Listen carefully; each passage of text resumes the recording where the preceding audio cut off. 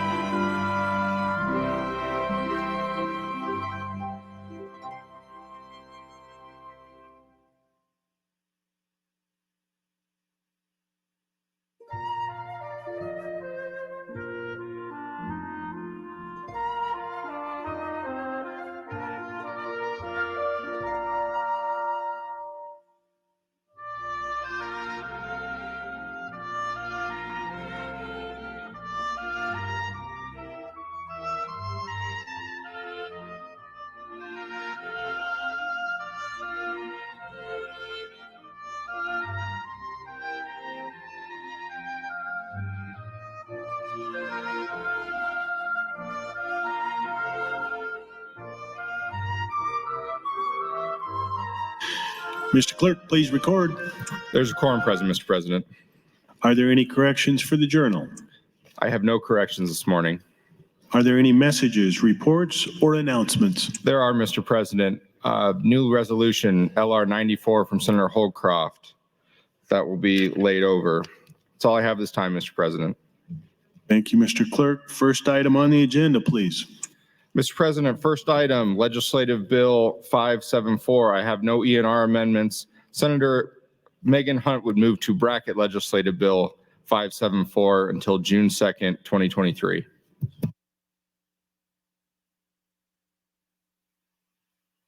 Senator Hunt, you're recognized to open.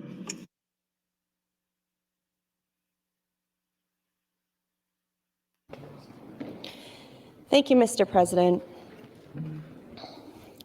Today, surprising no one, I was up pretty late last night, thinking about today, thinking about yesterday, thinking about the state of this legislature. And what I really want to share and convey today are some thoughts for the parents and grandparents and caregivers and loved ones of trans and gender expansive and LGBTQ kids in Nebraska, whether those kids are under 19 or who are adults. I know that these are kids that we all care about. And I want to speak to the trans youth of Nebraska. I want to speak to all of you and the 7 or 8 of you who are in the middle who voted for cloture on general file, but who don't like this bill and who I'd like to convince to make it go away so we can move on with this session. And I'd like to speak to those of you who have your minds made up to make the choice to legalize this kind of discrimination and hatred and bigotry against not just kids, but that expands to the entire LGBTQ community in Nebraska.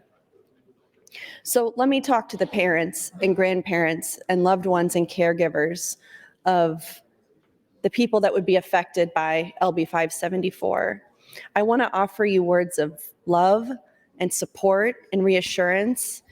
And I understand that learning that your child is trans or gender expansive or anything other than what you expected can be overwhelming and challenging, and it can be really difficult to know where to turn to for guidance and support. But I want you to know that you're not alone. There's a whole community of people out there who see you, who accept you, who hear you, who stand with you, and who are going through the same thing that you're going through with your family. And I absolutely acknowledge that it can be difficult to navigate the journey of having a child who identifies as trans. It's not a journey that you expected or that you planned for, but we're all here because we love our children and we want to support them. Remember that your child is still the same person that they've always been, even if their gender identity is different from what you expected. They still have the same likes and dislikes. They have the same sense of humor. They have the same unique personality that makes them who they are. What's changed is the understanding of who they are and what feels true to them. It's important that you listen to your child and let them guide you in their journey for their life, because your child knows themselves best and they need your love and support to be able to explore and express their true selves. They're not going through a phase or seeking attention. They're simply expressing their authentic selves. And you might have many questions about what this means for your child, your family, and your future, and your community, and that's okay.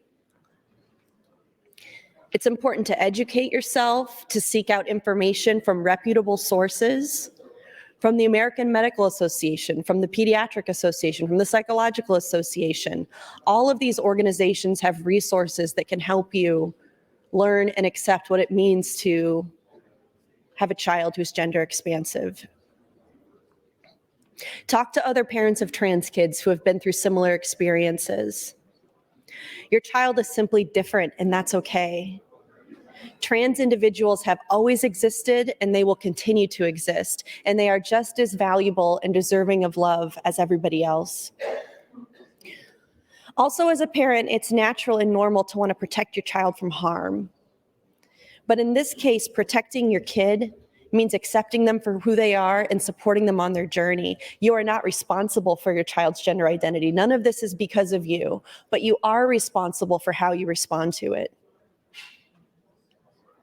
One of the most important things you can do for your kid is be an advocate for them, no matter what. And that means speaking up when you encounter discrimination or ignorance and educating others about what it means.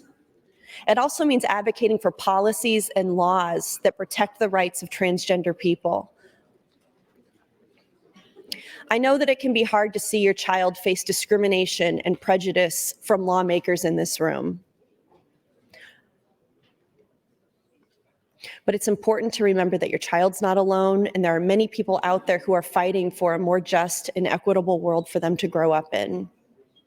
Just by standing with your child and loving them and supporting them and wanting the best for them, You are making a difference, and you're helping to create a better future for all trans youth and all LGBTQ people in our society.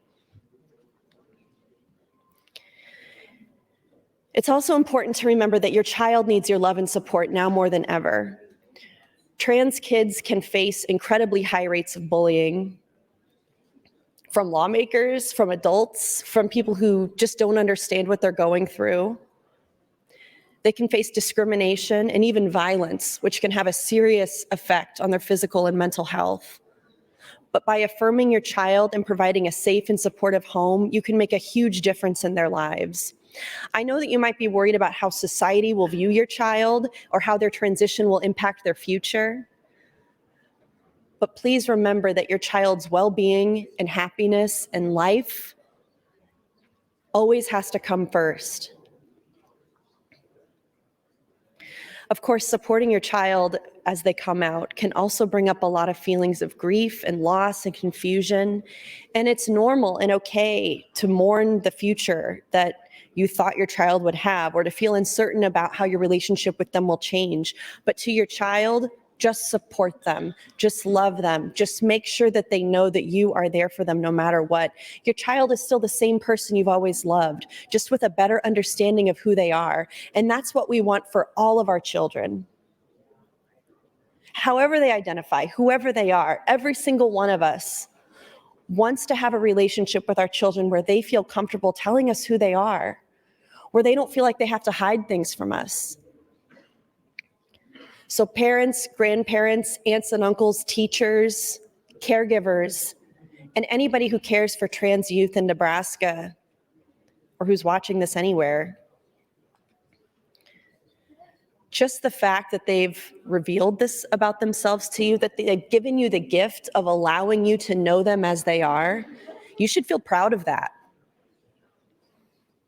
You should feel proud of that. And maybe you have a struggle ahead of you. Maybe you don't know what this means for your family. But I can tell you one thing I know it means, which is that your child feels safe with you and your child trusts you. In a world where so many kids who come out end up on the street, rejected by their families, who are targeted for violence, discrimination. If you have built a home where your child can tell you who they are without fear, you're winning. You're coming out way ahead of the curve. But this is how it should be for all kids. I want to also address some of the fears that you may have about your child's safety. By connecting with other parents of trans kids, you can build a community of support, of people who understand what you're going through and who can offer advice and support. Ultimately, I want you to know that your love and acceptance can make a world of difference in your child's life. By standing with them and affirming their identity, you're sending a powerful message that they are valued and loved for who they are. You just have to keep an open mind, educate yourself, and seek out support when you need it too. 1 minute. Thank you, Mr. President. To me, this is the most consequential bill of this session, partially because I actually have hope for this bill. I have hope that we can block this. I have hope that we can make lawmakers here see the long-term effects of what a law like this can do to kids, can do to young adults as they grow up, the long-term effects that passing discriminatory laws like this has on our society. We're not moving backward, guys. We're not going to go that direction. Today, as we debate, as we talk about this bill, we have 4 hours. I would like you to imagine the trans kids that are watching this and speak with compassion, speak mindfully. That's your time, Senator. Thank you, Mr. President. Thank you, Senator Hunt. Senator Frederickson, you are recognized to speak. Thank you, Mr. President. Good morning, colleagues. Good morning, Nebraskans. And thank you, Senator Hunt, for those thoughts and those reflections. I rise today in continued opposition to LB 574. And, I was thinking last night when I got back to my hotel room, which I thought was kind of funny. I was assigned room 626. So that was a member of the bill yesterday. So that was a interesting little play of the fates.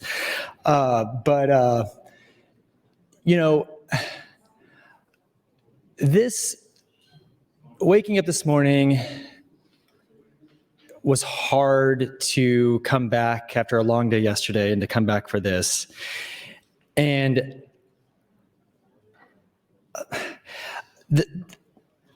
I feel that the conversation around this has become so toxic. And I don't know if there's a way back from that or not. But one thing I want to kind of maybe try to appeal to is a bigger picture here of what this law does. Trans youth have been the focus of this conversation, and obviously understandably so, because that's the context of the bill. But I want us to think really hard about kind of the bigger picture here, in a wider perspective here, of what this bill does.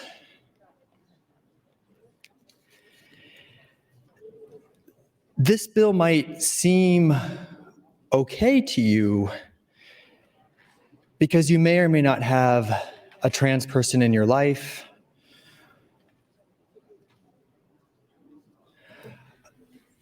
But we really need to consider the precedent that this sets.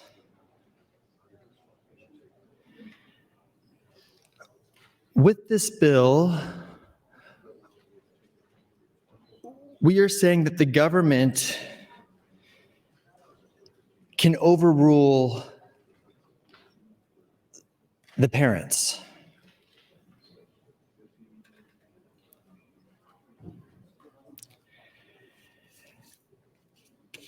And there might not be anything in the hopper right now, but think about in 10, 20, 30, 40, 50 years, if another bill is introduced,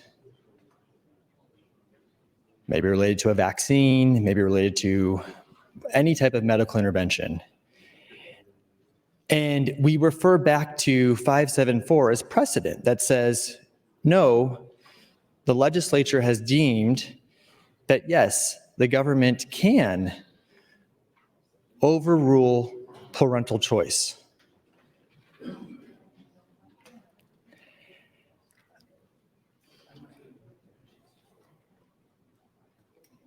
We haven't done this before, and I don't think we should start now.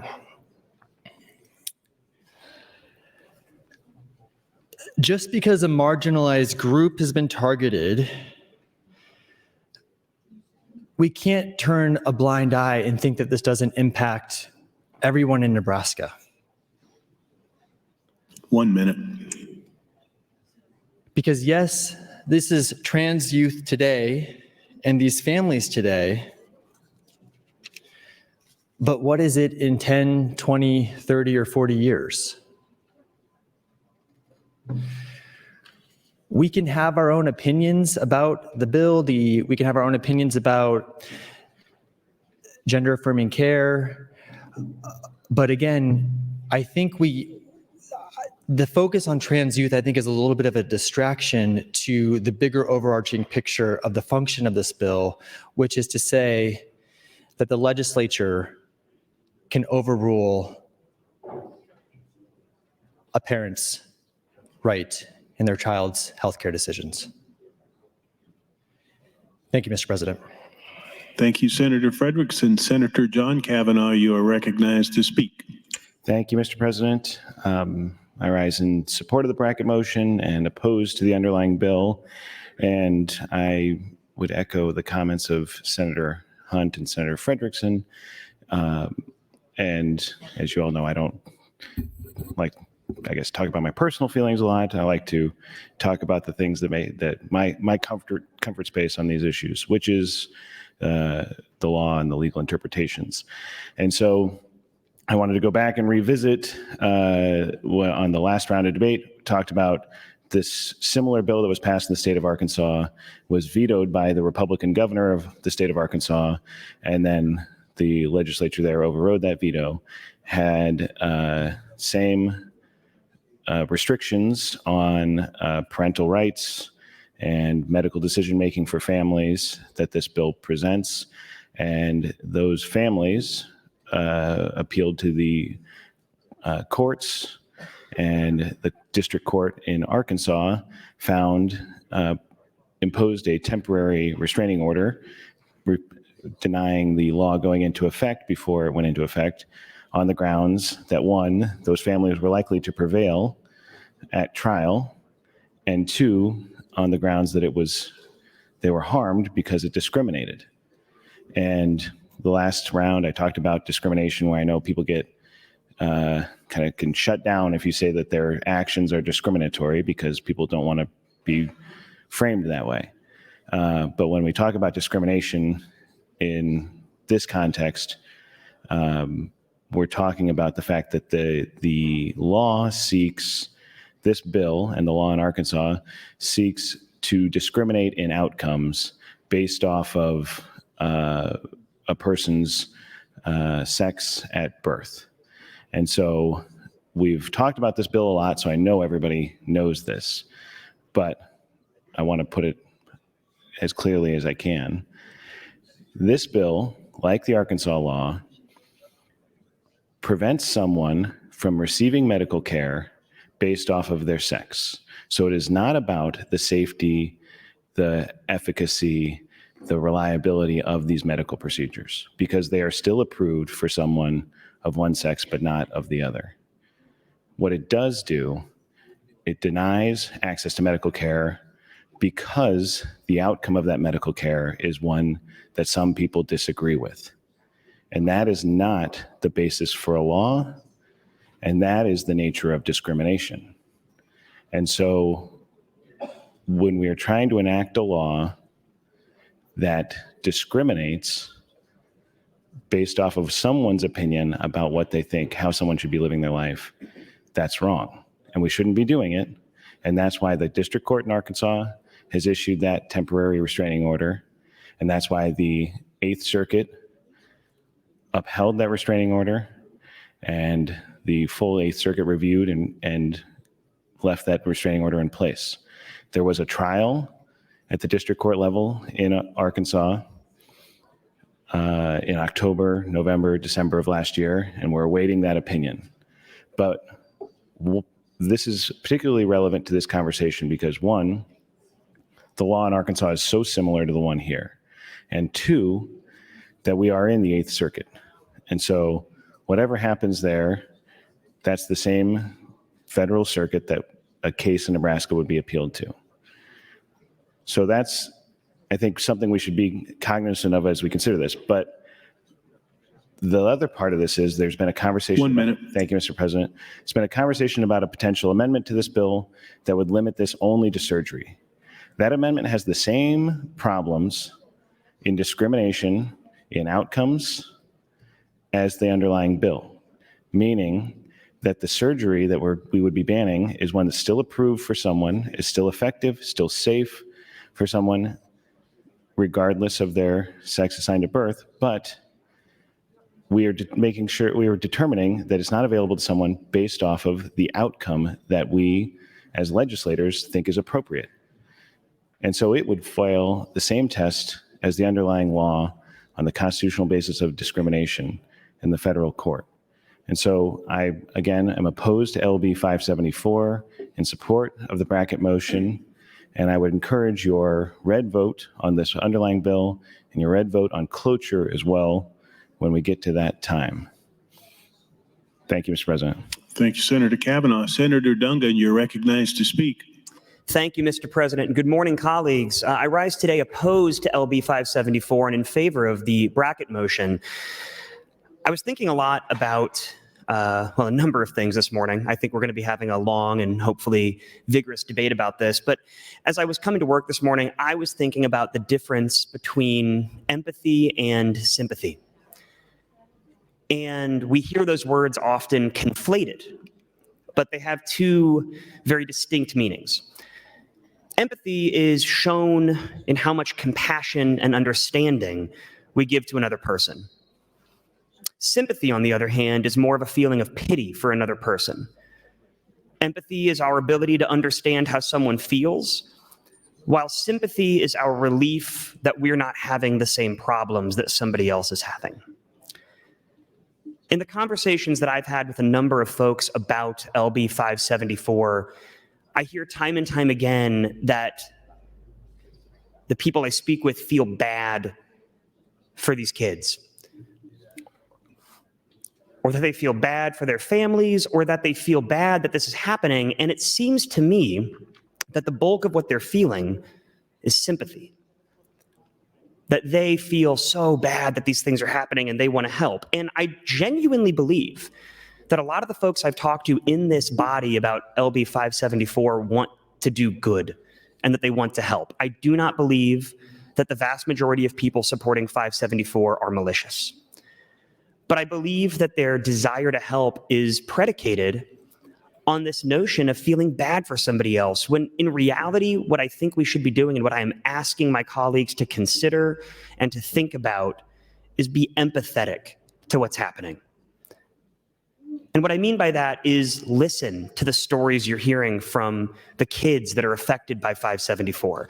Listen to the personal experiences and the stories of the families of people that are affected by LB 574.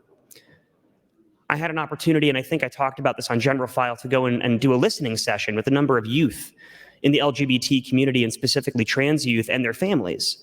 And this was not intended for me to go and lobby and figure out what they thought. It was intended for me to go and listen to their concerns, how they feel about this bill, how they feel about other bills that pertain to them.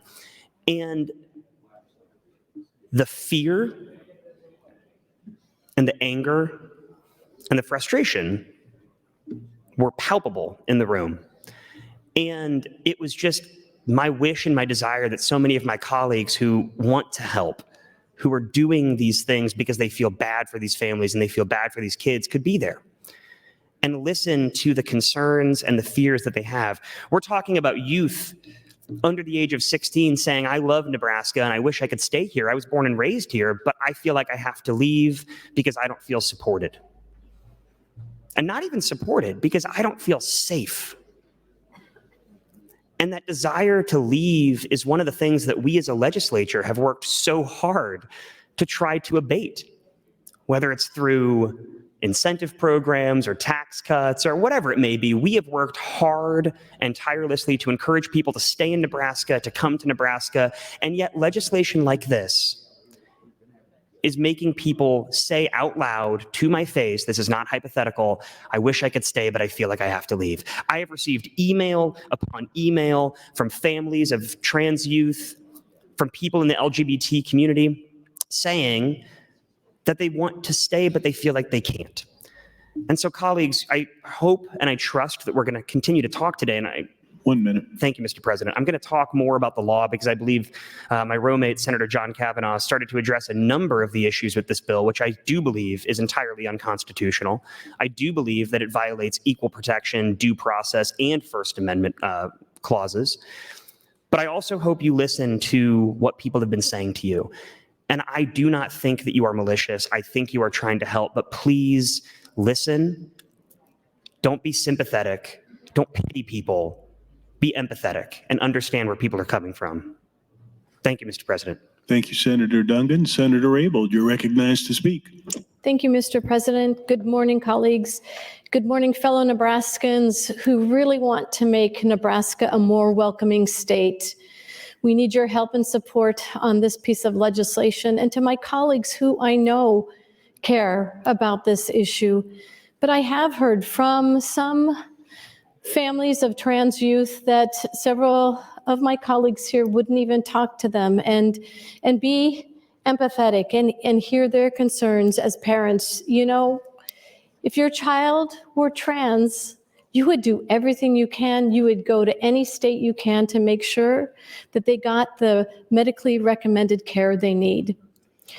So I wanted to talk briefly about the recent report that came out of SAMHSA. SAMHSA is the Substance Abuse and Mental Health Services Administration out of the United States Department of Health and Human Services. The state of Nebraska gets tremendous amounts of grant funding from SAMHSA, and it's really considered the guidance and guidelines for mental health practitioners in our state of Nebraska. You know, in their recent guidelines that came out in March of 2023, it talks about gender affirming care is supported by extensive research and based on the individual child's or adolescent needs. They may be medically necessary. Evidence has demonstrated mental health benefits associated with receipt of gender affirming care, such as reduced depression and decreased risk for suicide. It goes on to say that policies that seek to categorically ban gender affirming medical care or penalize our providers, parents, and caregivers who provide or seek gender affirming medical care pose serious risks. Prohibitions on or penalties for providing or seeking out medically necessary and therapeutically indicated best practices place behavioral health and medical providers and parents and caregivers in situations that conflict with evidence-based professional guidelines, ethics, and standards. The lack of access to such care poses serious behavioral health risk to youth of diverse sexual orientation and or gender identity and their families, parents, and caregivers, such as an increase in the risk of suicide, depression, and trauma. And so I know, since a number of you oftentimes don't listen to several of us who speak on the floor, but I know there's some of you do, and I know Nebraskans listen to this. I had read a letter from a mother, a Christian woman in Texas, and I just wanted to read it again. She's a parent of a precocious transgender daughter. So here we are, these are her words. Here we are in a public health community meeting in Texas where we set the record for having the highest number and the highest rate of uninsured people in the country. But what are we talking about today? Trying to ban medical care that every major medical association endorses, trying to take away treatment from poor kids and adolescents in the foster care system by barring the use of public funds for this care instead of fixing that child welfare system. You're taking actions that could cause real harm to these youth, but you don't care because you're convinced that you know better than parents and specialists and transgender people themselves, and it appears you even think you know better than our Creator himself. Our daughter was created in God's image for a good purpose, and her being transgender gives her a unique perspective to serve the world in the body she travels in. But it's also a temporary home for the beautiful soul that she carries. As a small child, my daughter told us she needed 10 hugs. 1 minute. Thank you, Mr. President. As a small child, my daughter told us she needed 10 hugs a day to be happy. By adolescence, she was so uncomfortable in her own skin, we had to ask permission to touch her. The young woman who now says that her love language is touch couldn't bear to be touched for years. As a parent, I have witnessed what life-saving medical care did for her. She is now joyfully into who God created her to be and hugs back in abundance. We have the right to obtain appropriate medical care for her, and we did because we were smart enough, informed enough, and diligent enough to do so. I don't need you to protect my child. I'm trying to protect my kid from you. So I ask my colleagues, please do the right thing today. We must oppose LB 574. We need to be a more welcoming state of our beautiful diversity and God's creations. Thank you, Senator Raybold. Senator Day, you are recognized to speak. Thank you, Mr. President. I agree with Senator Hunt's words earlier about making sure that we are careful about what we are talking about today. There are a lot of kids watching, there's a lot of parents watching, and they're already in an enormous amount of pain. And so for today, I wanted to center the stories from those parents and from those kids, testimonies that they have sent us, and also testimony from the committee hearing, which I sat in the Health and Human Services Committee. The first one comes from Tony Anderson, who is in District 15. As a pastor, a father, and an ally of the LGBTQ community, I wholeheartedly oppose LB 574. I oppose it not only on the grounds that denying gender-affirming care to trans kids leads to many of them feeling hopeless, depressed, and suicidal, but even more so on the grounds that the state has no right to interfere with medical decisions made by patients and their parents or guardians in consultation with their medical practitioners. Gender-affirming care specialists, parents, and the kids themselves know far better than any lawmaker what is best for them and what treatment will allow them to live their best lives. By banning surgical procedures, you are creating a solution to a problem that does not exist in order to stoke fear and hatred of transgender individuals. It is already exceedingly rare and not a best practice for any licensed medical professional to perform genital surgical procedures on transgender minors. In the rare instance that it may happen, it should be the right of the individual to make that decision. I don't see any language in the bill that suggests we should ban breast augmentation or rhinoplasty for cisgender teens. Why is that, I wonder? In the case of puberty blockers, they have been used for decades, they are reversible, and they are known to be safe and effective at helping trans youth deal with their dysphoria. Additionally, hormone replacement therapy should be an option for any trans youth who make the decision to start it in consultation with qualified gender care specialists. The American Medical Association, the American Psychiatric Association, the American Academy of Pediatrics, the Pediatric Endocrine Society, and the American Psychological Association all support gender-affirming care for transgender youth in consultation with their parents and their healthcare providers. How is it that the state of Nebraska thinks that they know what is better for trans youth than all those healthcare professionals and the patients that they care for? It is clear in reading the language of this bill that those who wrote it are calling into question or outright denying the validity of transgender people's lived experience and the mountains of evidence that support accepted models of gender-affirming care. Denying the existence of transgender people and denying their access to medical treatment will not make transgender people go away, but it will make many suffer needlessly. If this bill passes, their suffering will be at the hands of all who voted for it. Even if you don't care about the suffering of transgender folks, if you truly care about individual liberty and freedom, and you truly value patients' rights and parental rights in our state, then the only conclusion that you can come to is that LB 574 is government overreach and it is wrong. Denying the rights of some calls into question the rights of all. I hope and pray that you will do the right thing and vote no on this bill. Sincerely, the Reverend Tony Anderson. 1 minute. Thank you, Mr. President.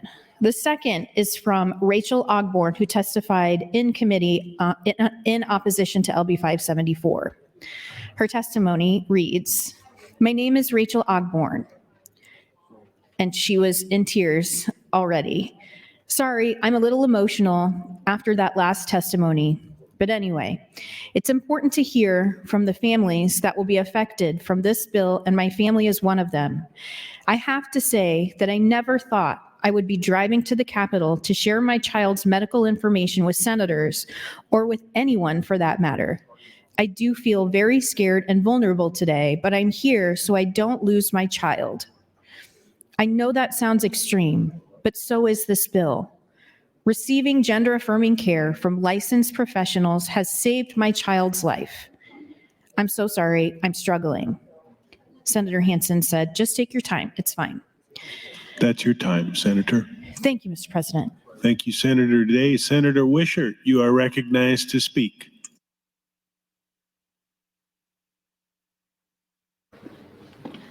Thank you, Mr. President. I rise in opposition to LB 574, and I would yield my time to Senator Frederickson. Senator Frederickson, that's 4 minutes, 45 seconds.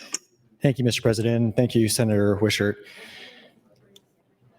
So I want to kind of continue some of my remarks from earlier about kind of trying to refocus what we're talking about today and trying to think about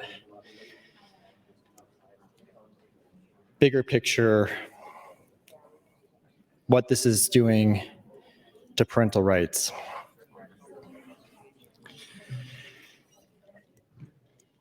Being a parent it's such an important job. And I cannot think of a more meaningful part of my life than being a dad. And I've been thinking a lot about what the role of a parent is.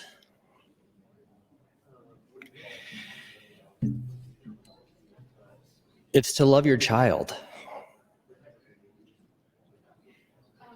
to protect them,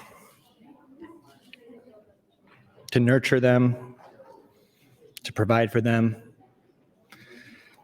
Their life will be hard, regardless of who they are, what they go through. But if they're loved, they'll get through. We all do. Our job is to make sure they can grow into healthy and responsible adults.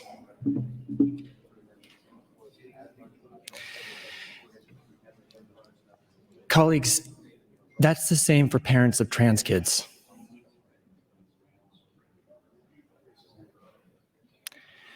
They want what is best for their kids. They deserve that too. Yesterday, I was having a conversation with a colleague about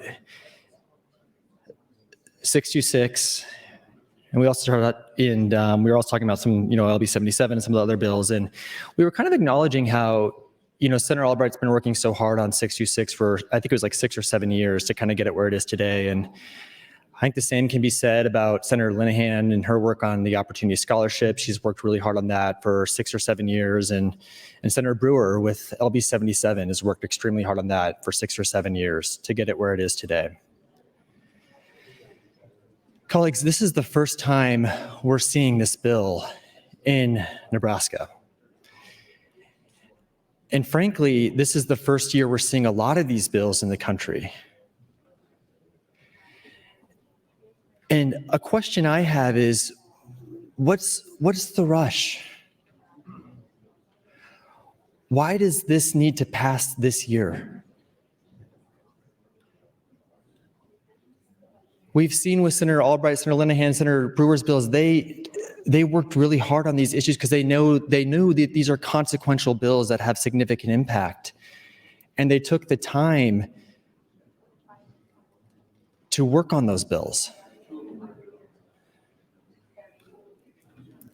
I think we need to do the same with this one. 1 minute.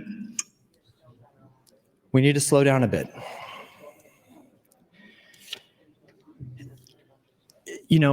Another thought I had this morning was it feels like the walls are getting higher and higher.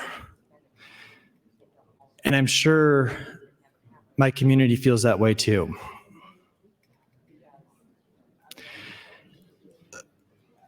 But here's what you need to remember. We can climb. And we will climb. Thank you, Mr. President. Thank you, Senator Frederickson. Senator Blood, you are recognized to speak. Thank you, Mr. President. Fellow senators, friends all, I thought hard on on what I would want to talk about today. I do support Senator Hunt's motion to bracket. I agree with Senator Frederickson. What is the hurry? Apparently, this is so much more important than so many other bills we have in the queue right now. But here's what I know. Newborns, they aren't born knowing what it means to be a girl or a boy. A doctor, whoever helps with that delivery, will proclaim girl or boy based on that external genitalia. And then it's about pink, and it's about blue, and we tell little boys that they are tough, and we tell little girls, oh, you're so pretty. And as they grow, they're influenced daily with social expectations, and they're encouraged to be masculine, to be feminine, to be more ladylike, to man up. But if we've learned anything in this discussion, we know that gender does not exist in those binary terms. I think it's clear that gender is a spectrum, and Nebraskans identify with varying degrees on that spectrum, be it feminine, masculine, and transgender people are part of that spectrum, but they identify as a gender that's different than one assigned at birth. Like it or not, our gender identity and how we express it is part of how we see ourselves and how we relate to the world around us. Social science continues to show us that when we have gender affirming behavior as parents, as adults, as policymakers, we help to protect their mental health, and we help them to feel safe here in Nebraska. And right now, they are not feeling safe because of some of the behavior that we have had on the floor during this debate. I personally choose today and every day to give unconditional love. I choose to be supportive of these families. I continue to call out transphobia when I see it and ask all of you to stand up and do the same. Accept their differences. Validate their experiences. Talk to them when they're in the rotunda. Pick up the phone. Respond to the emails instead of your staff. Share your love. Share your empathy without obligation. Nebraska should have room for all, no matter who they are, where they live, what they look like, or how they identify. When we discuss things that you are uncomfortable with, we tend to have these dynamics of an us versus them narrative. But I just want to remind each and every one of you, for those of you that support this bill, that you are talking about people, about Nebraskans, about their families, about children, and they are watching. We're not just talking about having empathy. We're asking you to show compassion. We're asking you to show support of their choices, whether you agree with it or not. I don't see anybody challenging you because you choose to be heterosexual. You have that luxury. But every day they get out of bed and they fight. They fight for who they are. They fight for their existence. And I, for one, refuse to participate in the hate. Refuse to push forward legislation that pushes forward hate. Because I, friends, am a compassionate and understanding Nebraska, and I challenge you to do the same. Thank you, Mr. President. Thank you, Senator Blood. Mr. Clerk, for an announcement. Mr. President, the Appropriations Committee will have an executive session at 10 o'clock in room 1307. Senator Clemens, you are recognized to speak.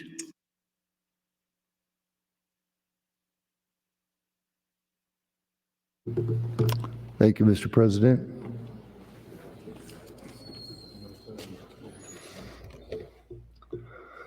I rise in support of LB 574 again, and appreciate the opportunity to support this. I'd like to read a testimony from the hearing. My name is Scott Nugent. I'm a lesbian and I'm a trans man, but my most important role is that of a parent to 3 incredible children. I'm a mother and a woman who has given birth and carried life. I'm here today to put an end to the idea that medical transitioning children is about human rights. It is not. It's about money. Market research predicts that gender-affirming care will generate more than $5 billion by the end of the decade. The truth is that medical transition is experimental. It's dangerous and it doesn't cure anything, but convincing you it does unlocks insurance companies and governments to pay for it. We now have children's hospitals all over Europe that are halting the medicalization of children. The leading country, Sweden, has shut down all medical transitioning. All of Europe is doing the same thing. They're calling it the biggest medical scandal in modern history. Yet here in the United States, we think it's about human rights. It is not. I underwent more than $1 million worth of surgeries and hormone therapies to change from Kelly, a woman, to Scott, a trans man. And I almost died in the process. In fact, I still have infections. As you can see right now, I'm suffering from one. These infections will shorten my life because these procedures are experimental. I tried to kill off the female side because I was sold a lie. I was told that I was a man trapped in a woman's body, that my masculine traits and my strong personality were proof that I was really a man. I was told that if I pumped myself with testosterone, all my self-loathing would magically disappear, remove my breasts, alter my genitals, but I was tricked. You cannot transition your pain away. You only add to it. If only I had embraced my differences, if only the medical community would have accepted me for who I was, my wife for who I was. We need to let these children have time to learn to love their natural bodies and embrace their differences. With gender interventions, there are no pause buttons. 10,000 complaints against Lupron, against precocious puberty. Testosterone is irreversible. Males on estrogen can be permanently sterilized in 4 months. Are you really going to listen to or take stock in the AAP that follows the WPATH, an entity that accepts eunuchs as a gender for children, an entity that has never held up in a court of law anywhere in the world as a baseline for care? Medical transition is experimental, all of it, except for top surgery, and that's the truth. For you to do the right thing today, you will be considered a bigot, but tomorrow you will be a hero. This is wrong on every level. I've done it. I've researched it. I've talked to hundreds of transgender people. Don't do this to kids. Here's the truth. I was 42 years old. I was a successful business sales executive. And over the years, I always heard that, you do this like a man, you do that like a man. And then when the social contagion started coming in, the Jazz, Jennings, and some different family issues. Thank you. I just kind of said, hey, you know what? Maybe I was born in the wrong body. That was just something that I was just grabbed onto. Then after that, being vulnerable, I went to a therapist, a transgender woman therapist, because I thought that would be the best thing to do. Within 5 minutes, she looked at me and said, how long have you been wearing male clothing? Nobody would think that I was a man, but that sentence absolutely changed my life. So at 42, if I wasn't able to navigate through this, you think that children with immature frontal lobes can? You're nuts. All of you are nuts if you think you can. And that was from Scott Nugent testifying at the hearing on LB 574. And I think I support adults being able to choose what they want to do, but children who are minors, they're not mature enough yet, and I would like to... That's your time, Senator. Oh, thank you. Thank you, Senator Clemens. Senator Michaela Cavanaugh, you're recognized to speak. Thank you, Mr. President. Good morning, colleagues. I'd like to start off with something a little lighthearted. My sister just sent me an article from The Atlantic about the health benefits of ice cream. So maybe when we have our ice cream day here, we can all enjoy the health benefits. Thought that was kind of a silly thing. I stand in opposition to LB 574 and in support of motion 664 to bracket the bill.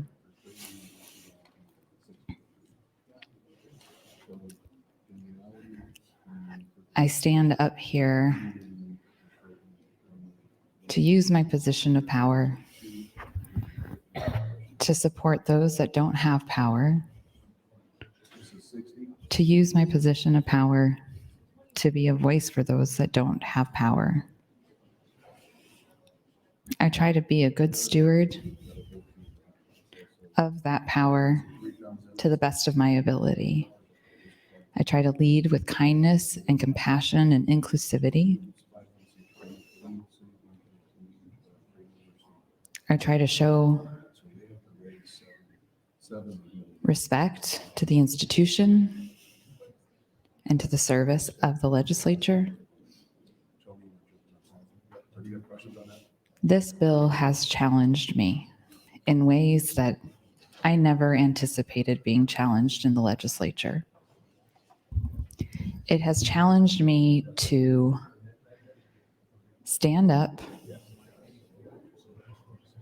in a way I never thought that I would have to, stand up in a way I never thought that I would be able to. It has challenged my belief system that people in public service have a servant heart. And I still hope.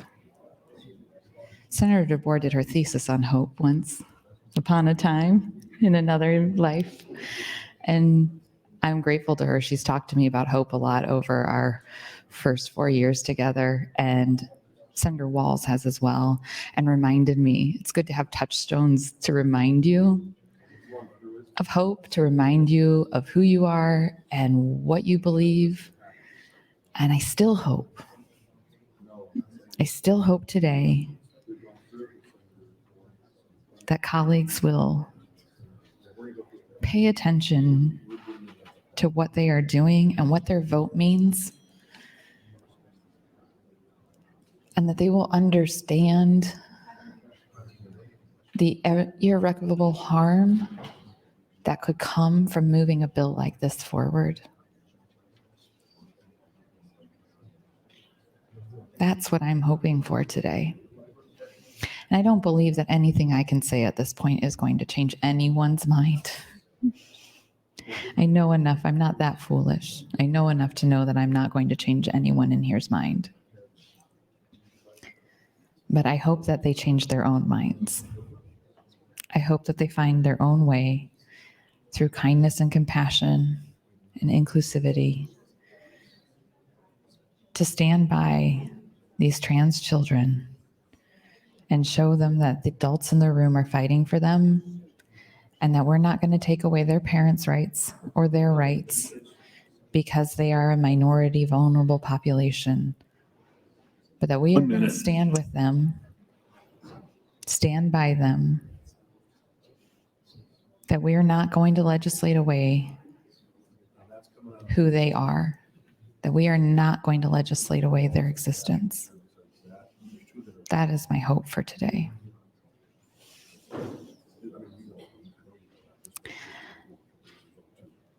It is hard to hold on to faith, and it is hard to hold on to hope. But I am going to try today. I am going to try. And to those that are watching in the trans and LGBTQ community, you are loved. You matter. You are important to me, and I will not go away. Thank you, Mr. President. Thank you, Senator Kavanaugh. Senator Bostelman, you are recognized to speak. Thank you, Mr. President. I oppose the bracket motion. I yield the rest of my time to Senator Kauth. Senator Kauth, you have 4 minutes, 53 seconds. Thank you, Mr.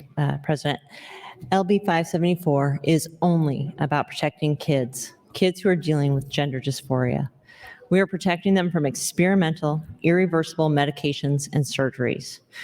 The brain does not stop growing until the mid-20s. In Nebraska, you're considered an adult at age 19. We do not treat children the same as we treat adults. There are many instances where the state overrides parental decision-making because some activities have been deemed not safe for children. Tattoos, car seats, alcohol, smoking, helmets, even certain movies. This is an instance where these drugs and these surgeries are too harmful for kids with no proven benefit. This is about protecting children from dangerous consequences of decisions that they might make while they're dealing with stress and difficulty in their lives. Even Senator Hunt has acknowledged that teens are constantly changing their minds. Childhood and teen years are a time for trial and error, figuring out who you are.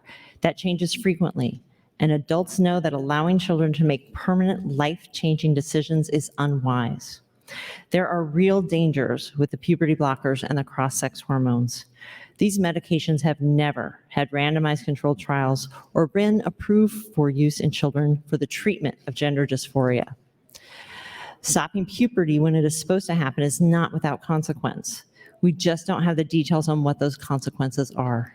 Puberty triggers a cascade of hormones that create changes in the brain and body. Stopping those from happening will have ramifications.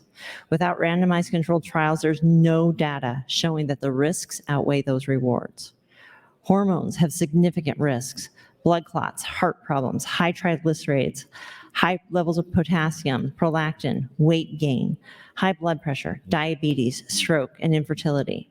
Testosterone can also cause male pattern baldness, too many red blood cells, as well as pain and discomfort in the pelvis and the genitals.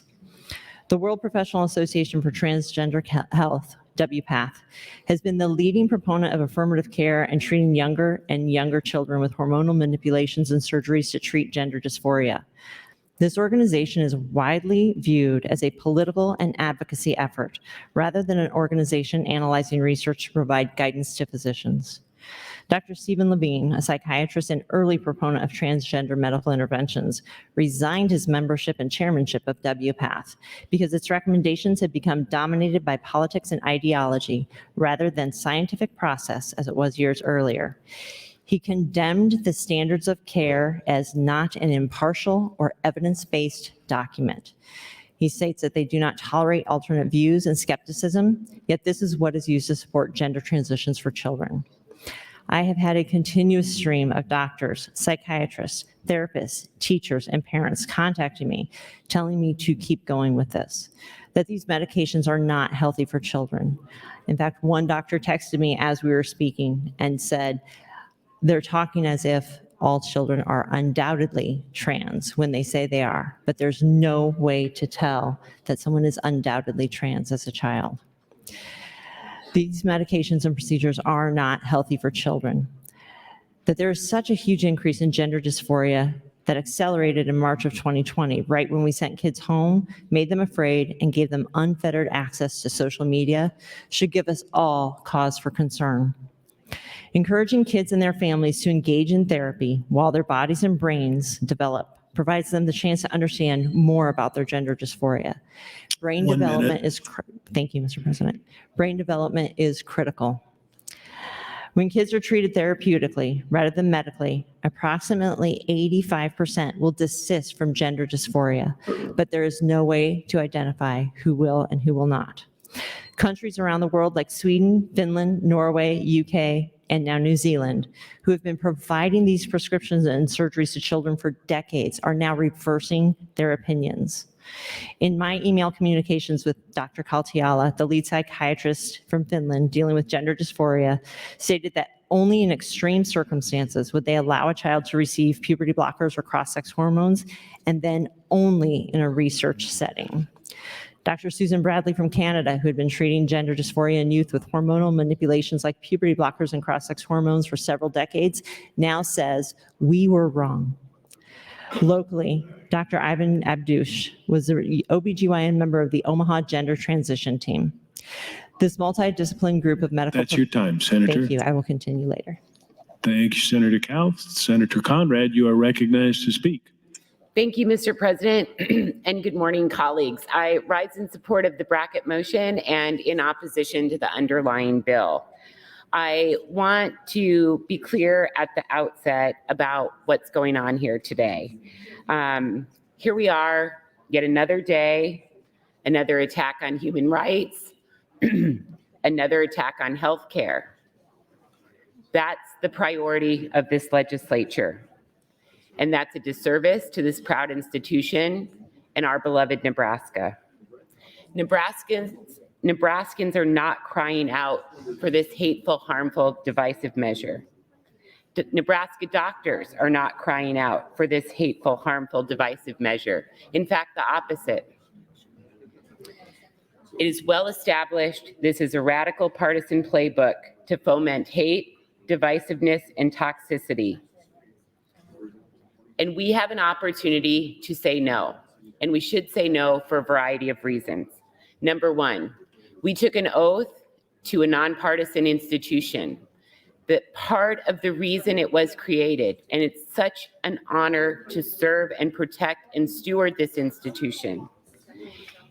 The nonpartisan unicameral legislature was meant to insulate us from the divisive partisanship playing out on the national stage so that we could do the people's business closer to home, so that we could focus on the key issues impacting their farms and their kitchen tables and their schools and their small businesses.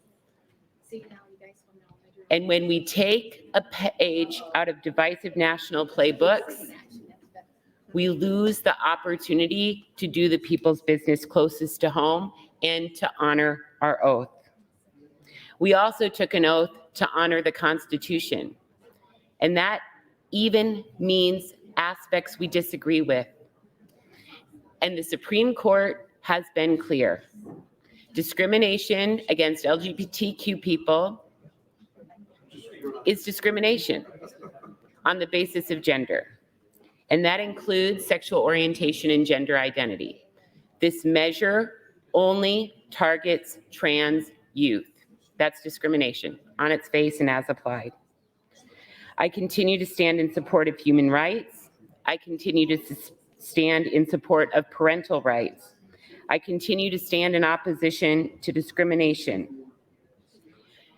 And I ask you to do the same, to have a change of heart, to exercise your independent judgment and conscience and get back to the people's business. When you were out on the campaign trail, how many people asked you to help come solve problems? Most of them. How many promises did you make to roll up your sleeves, find common ground, seek consensus, and make a positive difference? Honor those promises. Honor those pleas from your constituents. Don't double down on a divisive, hateful national playbook that has no place in Nebraska.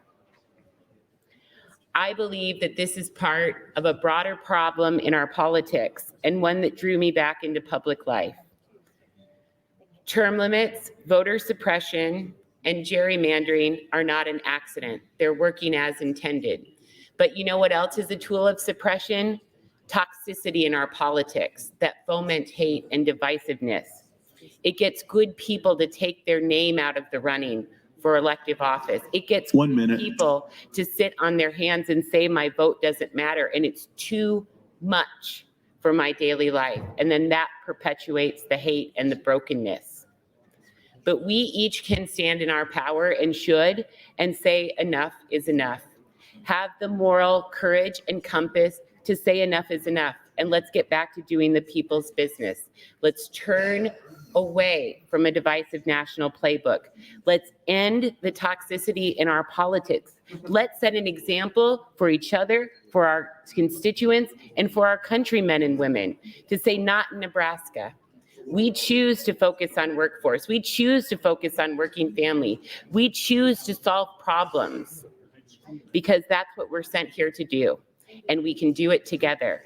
I'm honored to serve with you, and I'm eager to see that choice today that chooses hope, that chooses a That's your time, path, Senator.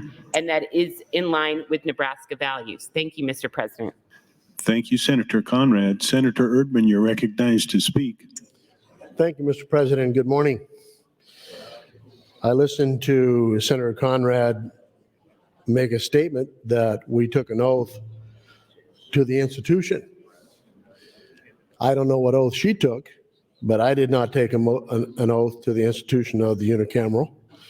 I did take an oath to uphold the Constitution of Nebraska and the United States, but I think those are separate issues.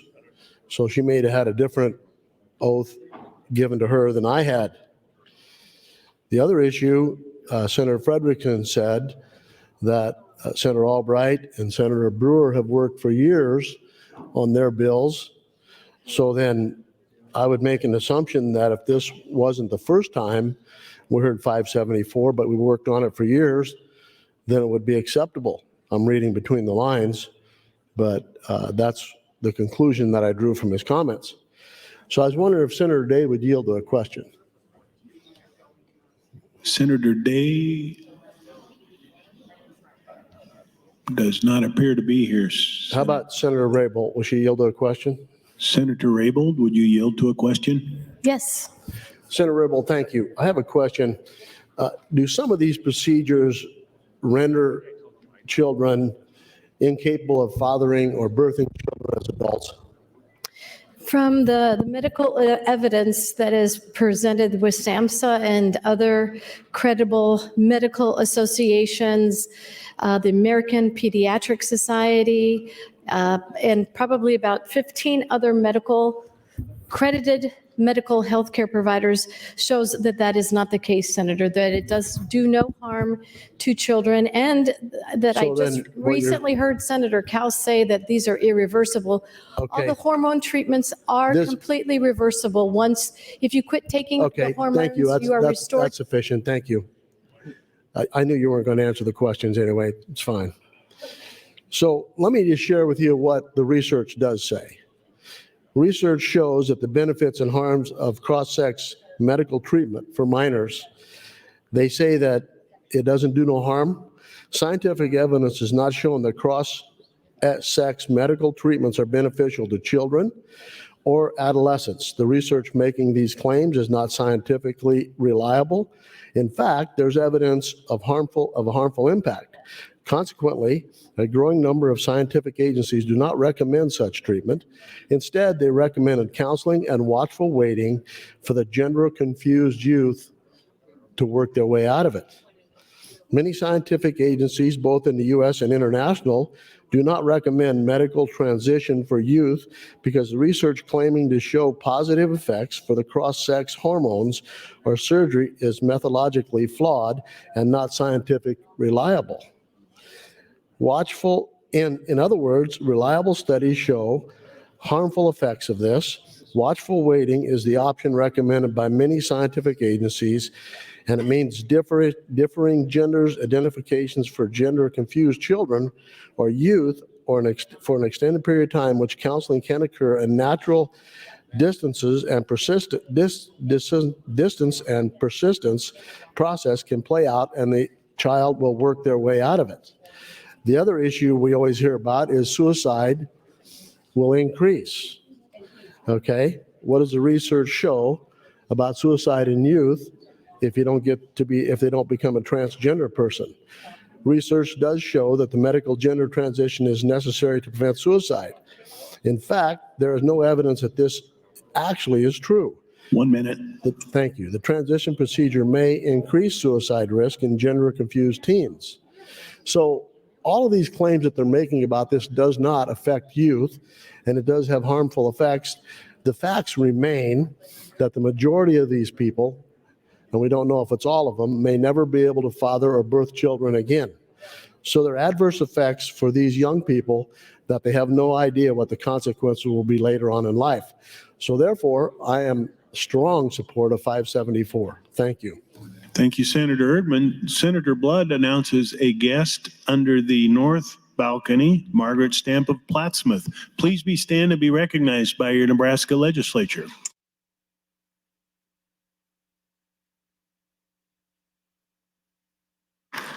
Senator Kauth, you're recognized to speak. Thank you, Mr. President. Back to some of our doctors.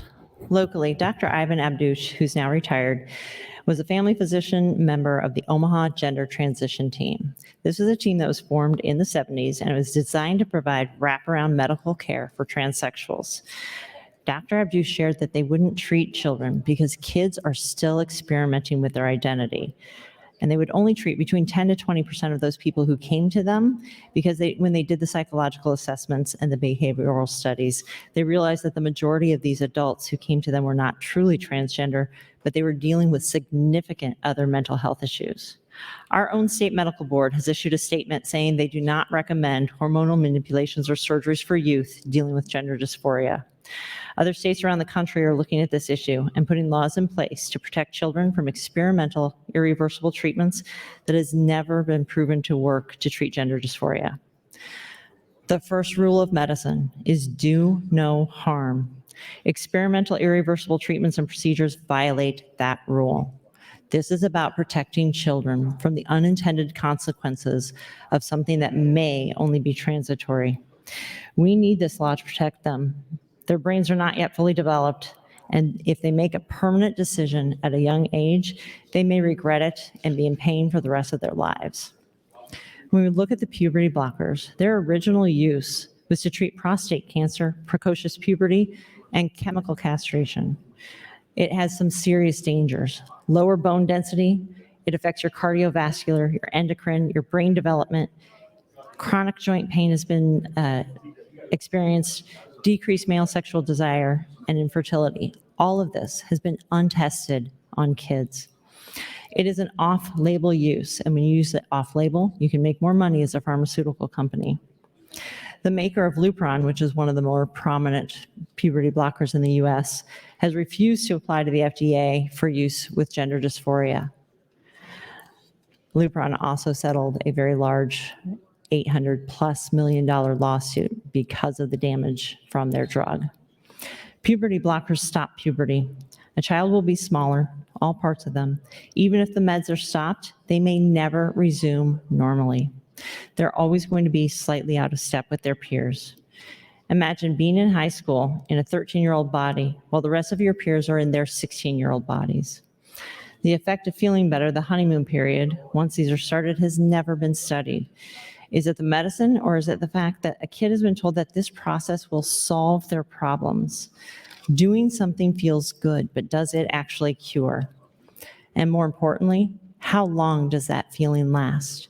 When you look at the effects, the studies from Sweden, where they look at people who had the transgender surgeries, 19 times greater risk of suicide when all was said and done. Jazz Jennings is a very prominent transgender youth whose parents supported the gender transition from age 5. They've kept Jazz in the public eye through a television show and children's books.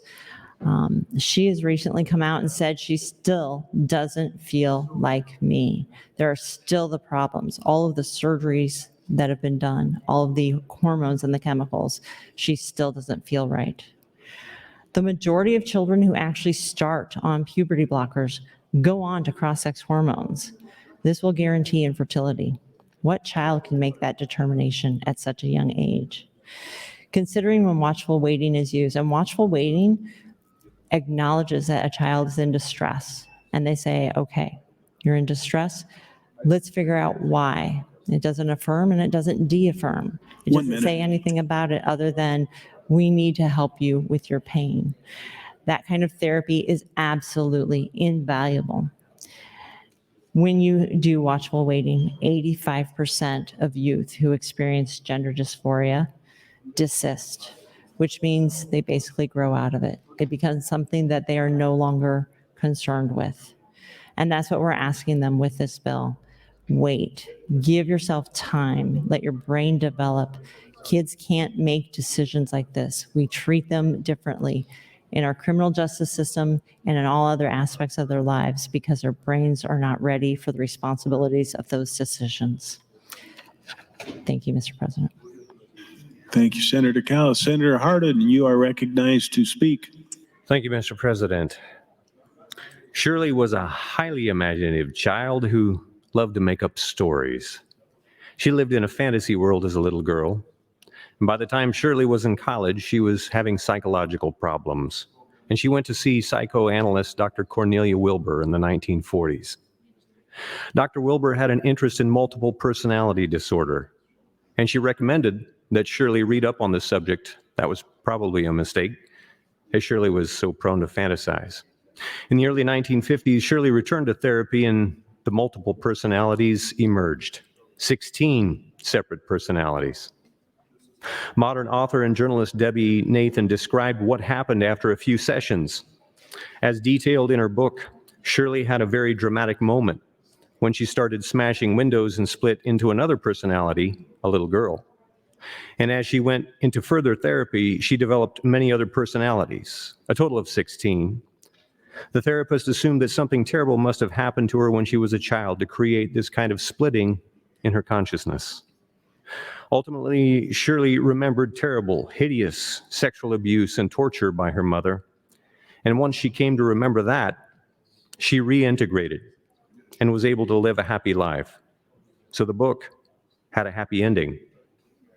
Dr. Wilbur asked Shirley if she'd like to write a book with her about her experience. In order to give the book the needed polish, they would also include the expertise of a professional writer.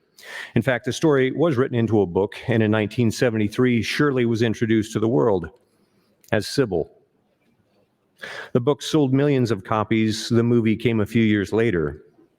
Nathan writes in her 2011 book, Sybil's case generated widespread fascination both in the general public and the medical community, and a group of psychiatrists and psychologists successfully lobbied to have multiple personality disorder included in the DSM, the Diagnostic and Statistical Manual. Once that happened, the disorder, now known as dissociative identity disorder, which had been extremely rare, became a relatively common diagnosis.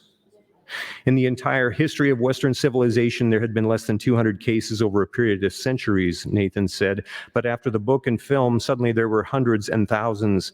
And by the late 1980s, there were 40,000 cases diagnosed in the US alone. By the way, the average number of separate personalities within each of those cases was 16. Unfortunately, the happy ending in the book, championed by a so-called brilliant therapist, turned out not to be an autobiography, but largely a work of fiction. Debbie Nathan unearthed a letter that Shirley wrote to her psychologist, admitting that she made it all up. She did not have 16 personalities, not even 2. But Wilbur dismissed the letter as Shirley's attempt to avoid going deeper into therapy. By now, Dr. Wilbur was too heavily invested in her patient to let her go.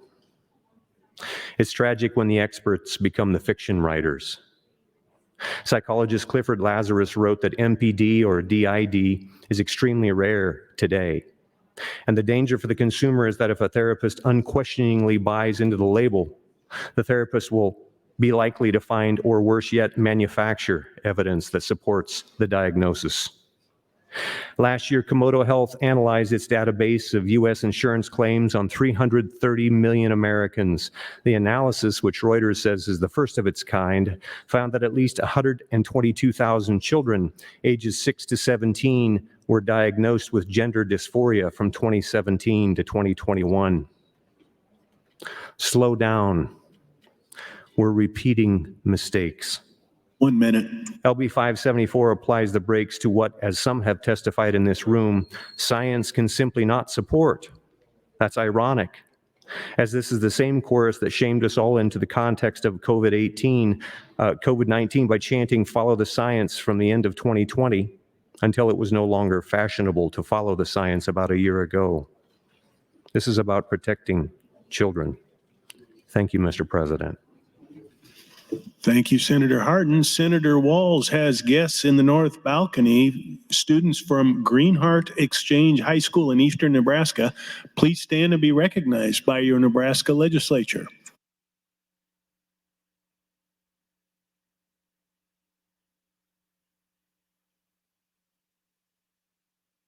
Senator Albright, you're recognized to speak.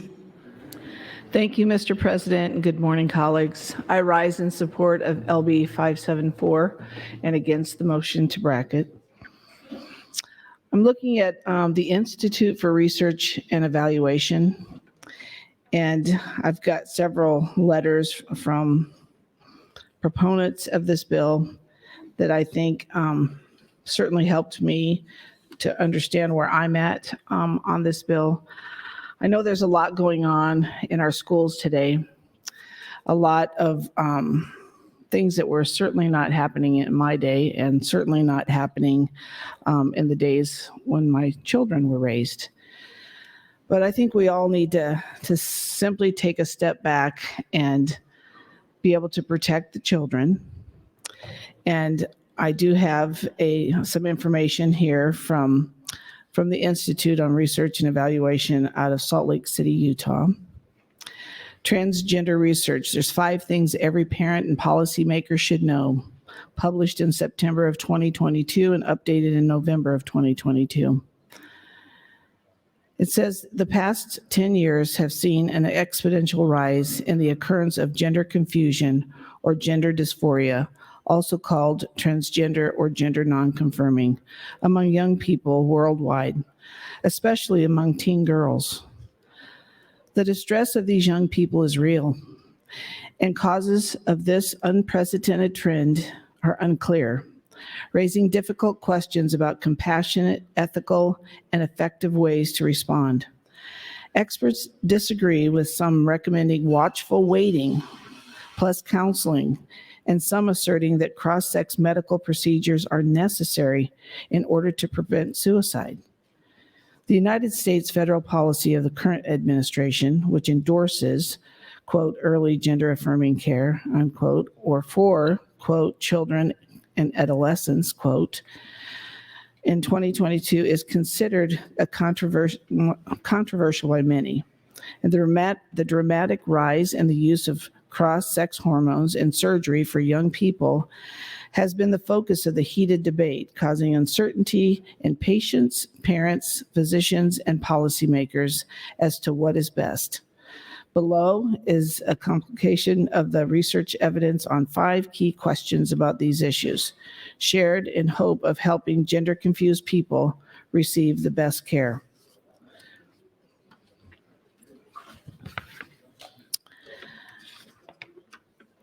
And then on one of the questions they have, what does research tell us about teaching sex education and gender ideology to young children? There is no scientific evidence showing that young children benefit from being taught in school about sexuality, transgender identity, or homosexuality, or showing that such teaching does not do harm. Studies to date have not produced sound scientific evidence to back up the claim that teaching sex education to children, young children in early elementary school, including content about transgender ideology and homosexuality, is beneficial to them or reduces the rates of child sexual abuse. There's also no evidence that it is not harmful, and the research has not shown reliable evidence that sex education classes which teach these topics to older youth produce any sociological benefit. And it also tells us. 1 minute. Thank you.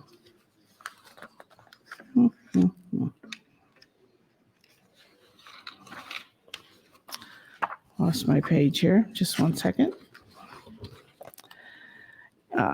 A recent U.S. Gallup poll found that the percent of Generation Z born in 1997 to 2002 who identify as transgender has increased by 900% over the Generation X born in 1965 to 1980 who say that they are transgender. Again, I think we have to really look at this for the youth that we have. Our schools today, I think responsibility for things like this does belong in their home. And I wish it wasn't on our desk that we have to make a decision for this and the parents could make it for their children. But knowing that I feel coming down here to the state, it's our responsibility. That's your time, Senator. Thank you. Thank you, Senator Albright. Senator Hunt has a guest in the North Balcony, Dr. Alex Dwork, winner of the UNMC Nebraska Public Health Defender Award. Please stand and be recognized.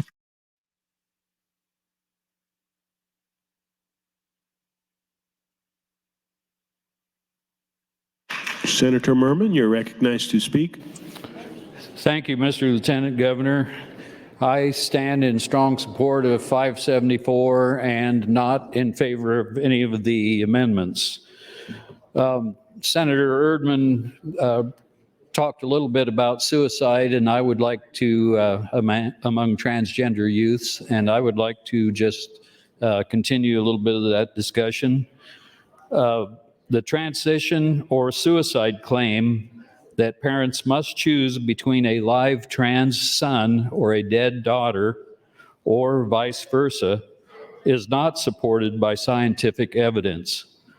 Widely cited studies claim that suicidality in gender-confused youth is reduced by cross-sex hormonal and surgical interventions have been found to have significant methodological flaws and therefore should not be relied on. Scientific sound studies have found either no reduction or an increase, that's an increase in transgender suicidality after youth have received cross-sex medical procedures. I've got a list of about a dozen studies that support what I've just said.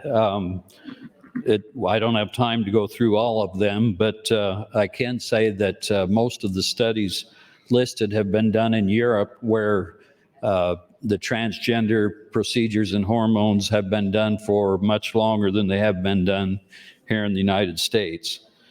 I would like to just continue a little bit of the discussion by commenting on some things that have been happening in the session, and especially yesterday when we did discuss some of these societal issues. Yesterday, my friend John Lowe was telling a portion of the story from the Bible, from the Gospel, about Mary, the mother of Jesus. And during those Bible quotes, members of the galleries were laughing and sneering at him. Mr. President, I was completely appalled. There's no amount of sneering, mockery, or hatefulness that will change the bottom line of this bill, or LB 626, or LB 606, or LB 575. It's about protecting children. It's about protecting women, and it's about giving people a fair shot in life.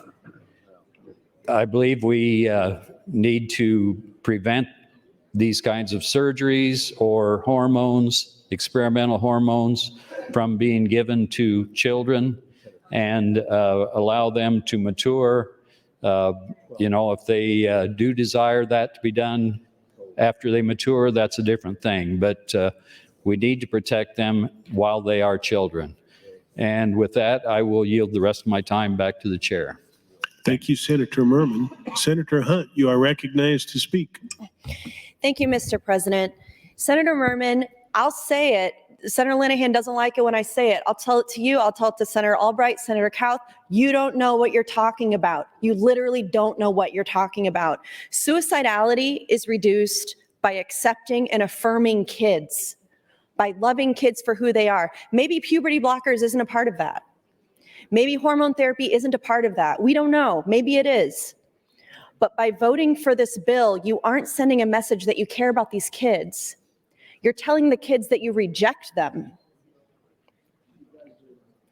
That's what causes suicidality. That's what caused calls to the crisis hotline to spike when we debated this bill on general file. That's what caused the Westboro Baptist Church to show up today with their "Thank God for Dead Fags" signs that they held up out there.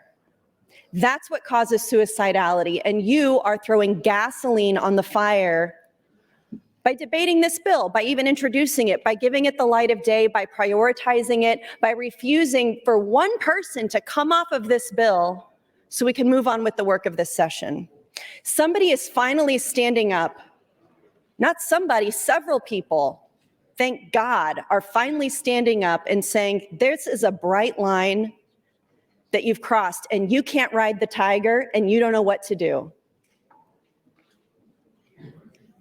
In medicine, irreversible means that you take something once or you take it several times and it changes your body in a way that you will no longer have to take that medication long term. That's what irreversible means. Hormones need to be taken, puberty blockers need to be taken on a regular basis every day because they don't last that long in the body. They wear off and your body returns to baseline. Stop saying it's irreversible. You're also arguing that brains aren't fully developed and thus people are unable to make life-changing decisions. Well, then why do we let kids join the military when they're 18? Why do we let them decide where they want to go to college? Why do we let them smoke cigarettes? Why do we give them Adderall and Prozac? Why don't we ban them from voting? I bet you'd love that. Why don't we do that to protect them, to protect their brains? Because we love them, because we're worried about them, because Kathleen Kauth chose it for them. Those reasons are good enough for you to ban this type of health care. I'm once again just asking us to listen to doctors. Trust doctors.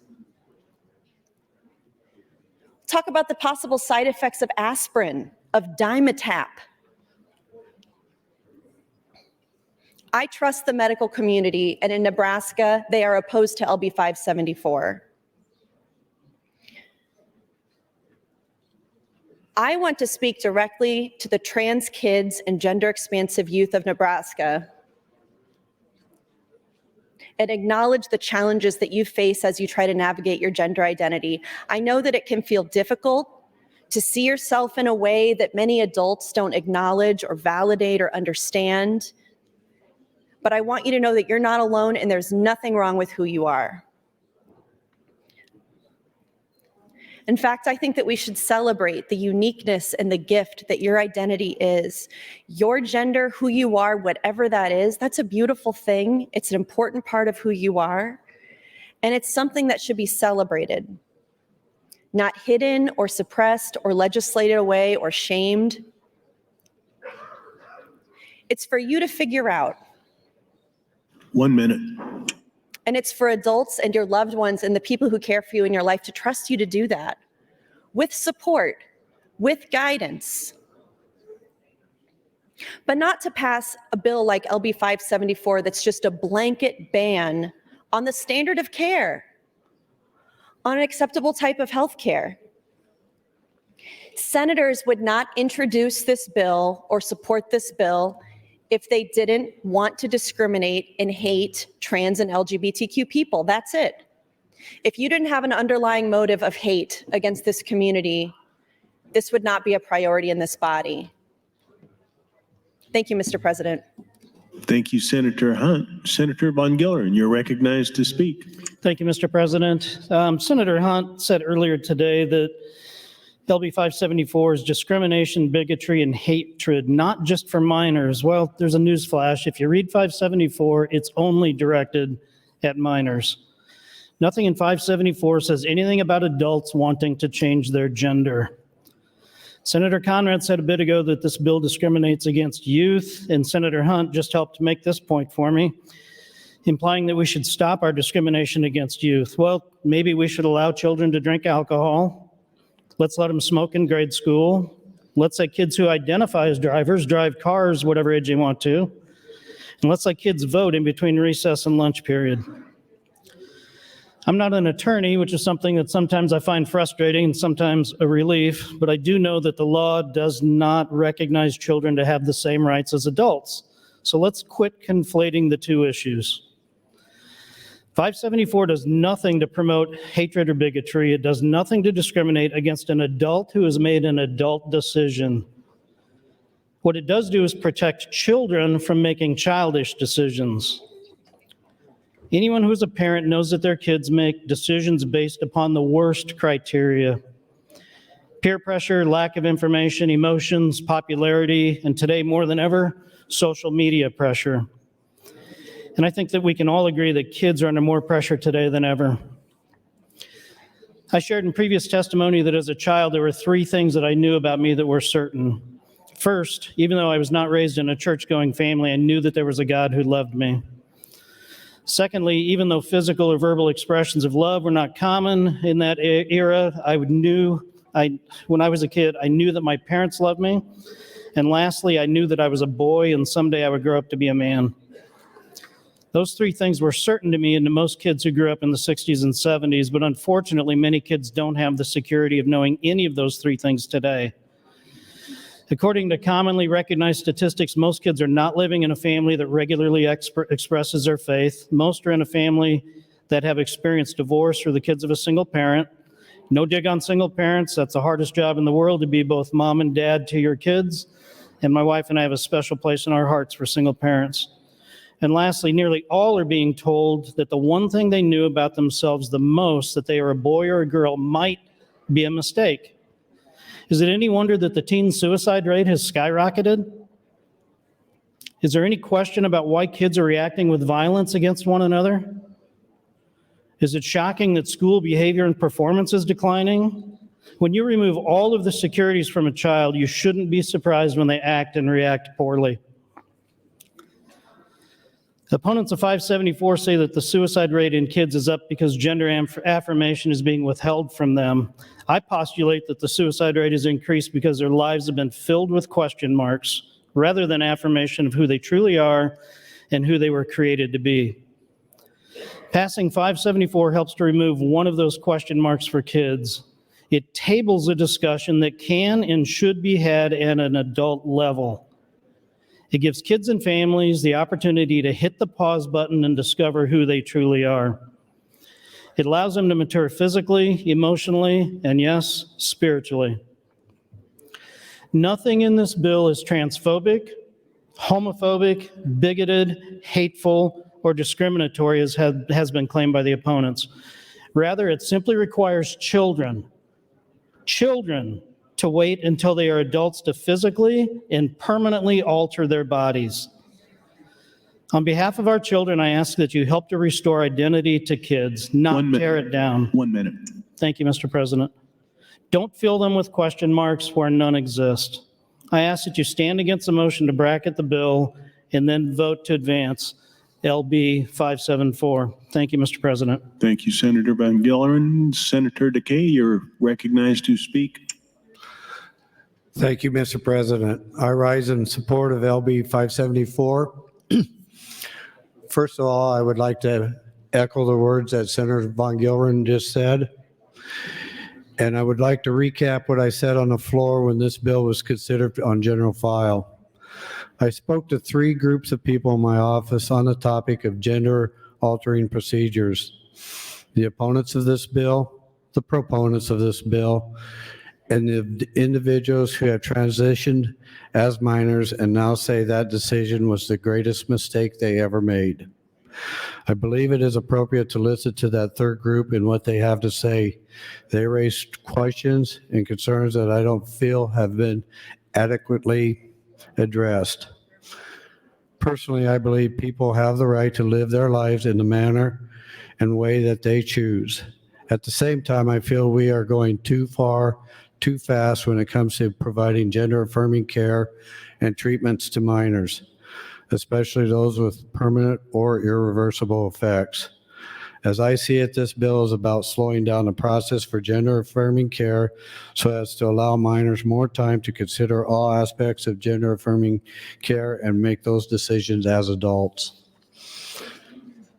If someone wants to pursue gender-affirming care, I want them to have the sufficient maturity to make that decision, to understand the impact of that decision, and to be able to live with the results going forward.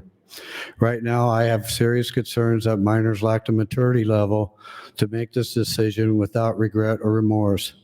I yield the remainder of my time to Senator Kauth. Thank you. Senator Kauth, that's 3 minutes, 10 seconds. Thank you. I'm going back to medical professionals who have said no. Dr. Susan Bradley was a Canadian pioneer in gender dysphoria treatment.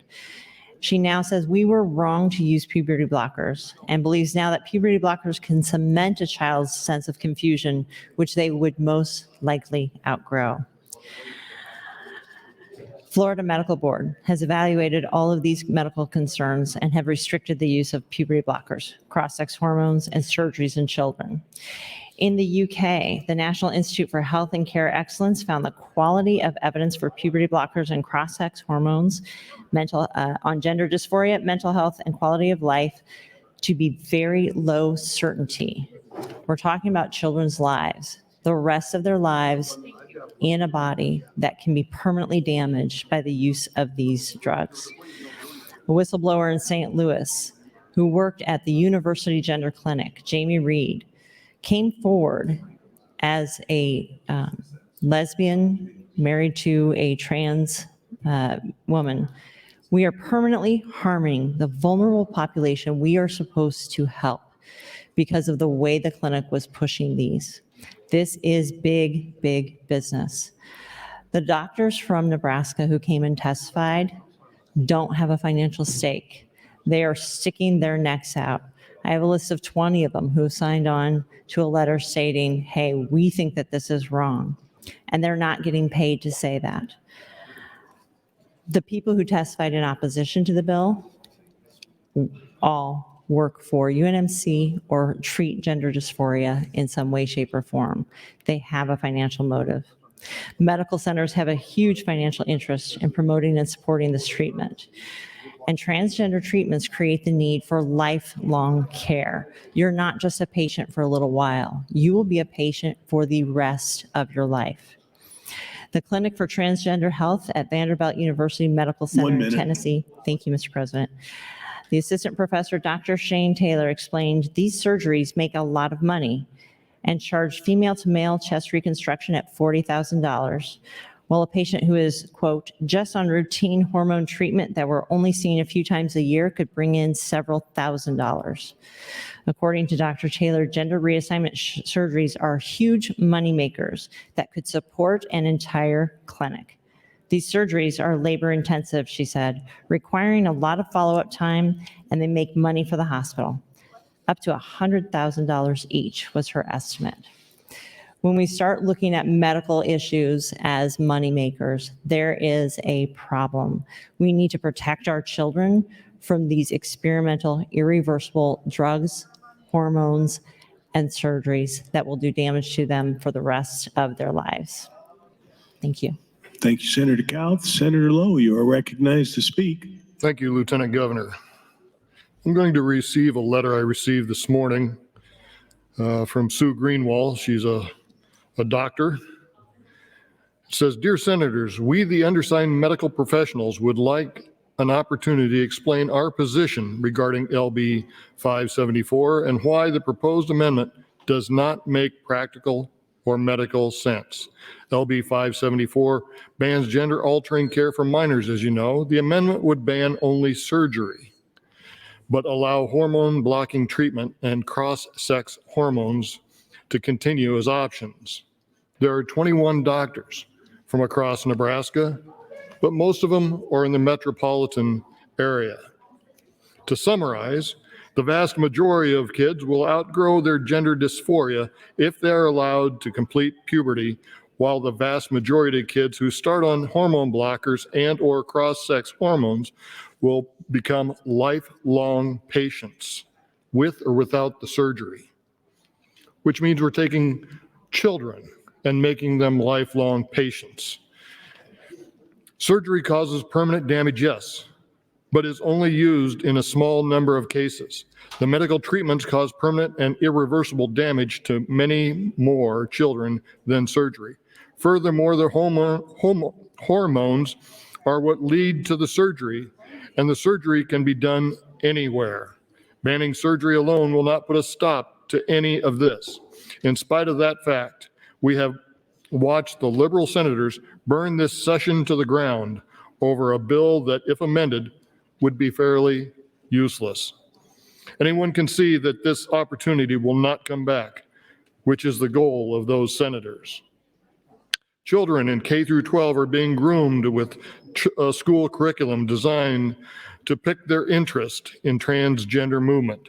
There is currently an explosion of children entering the medical and political arena as a result.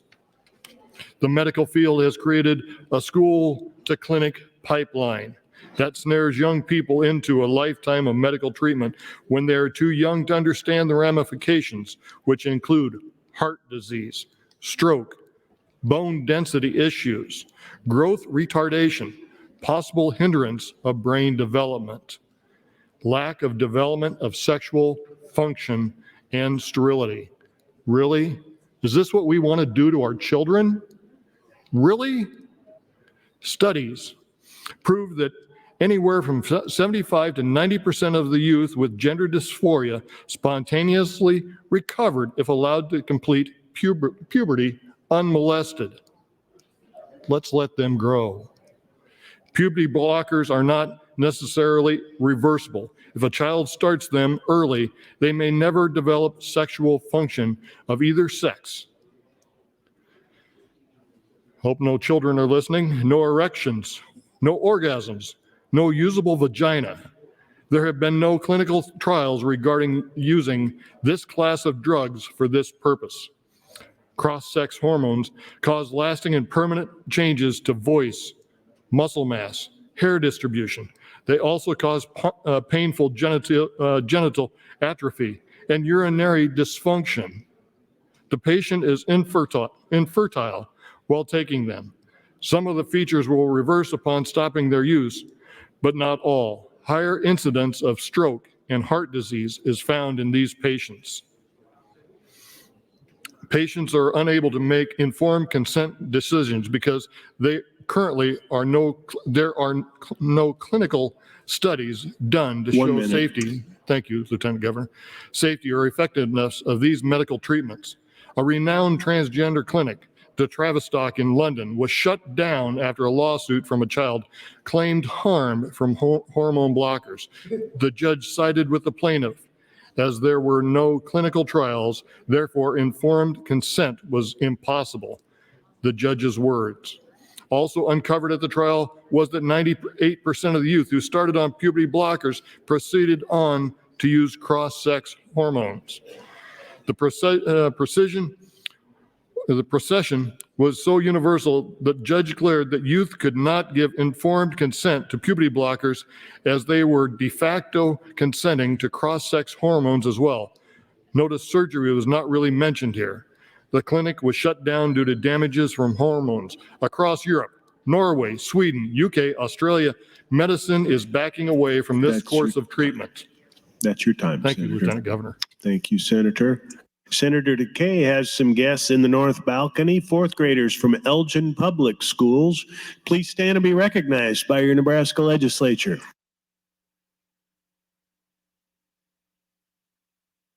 Senator Slama, you're recognized to speak. Thank you, Mr. President. I appreciate the discussion today. I rise in support of LB 574 for the simple fact that we're protecting our children with this bill.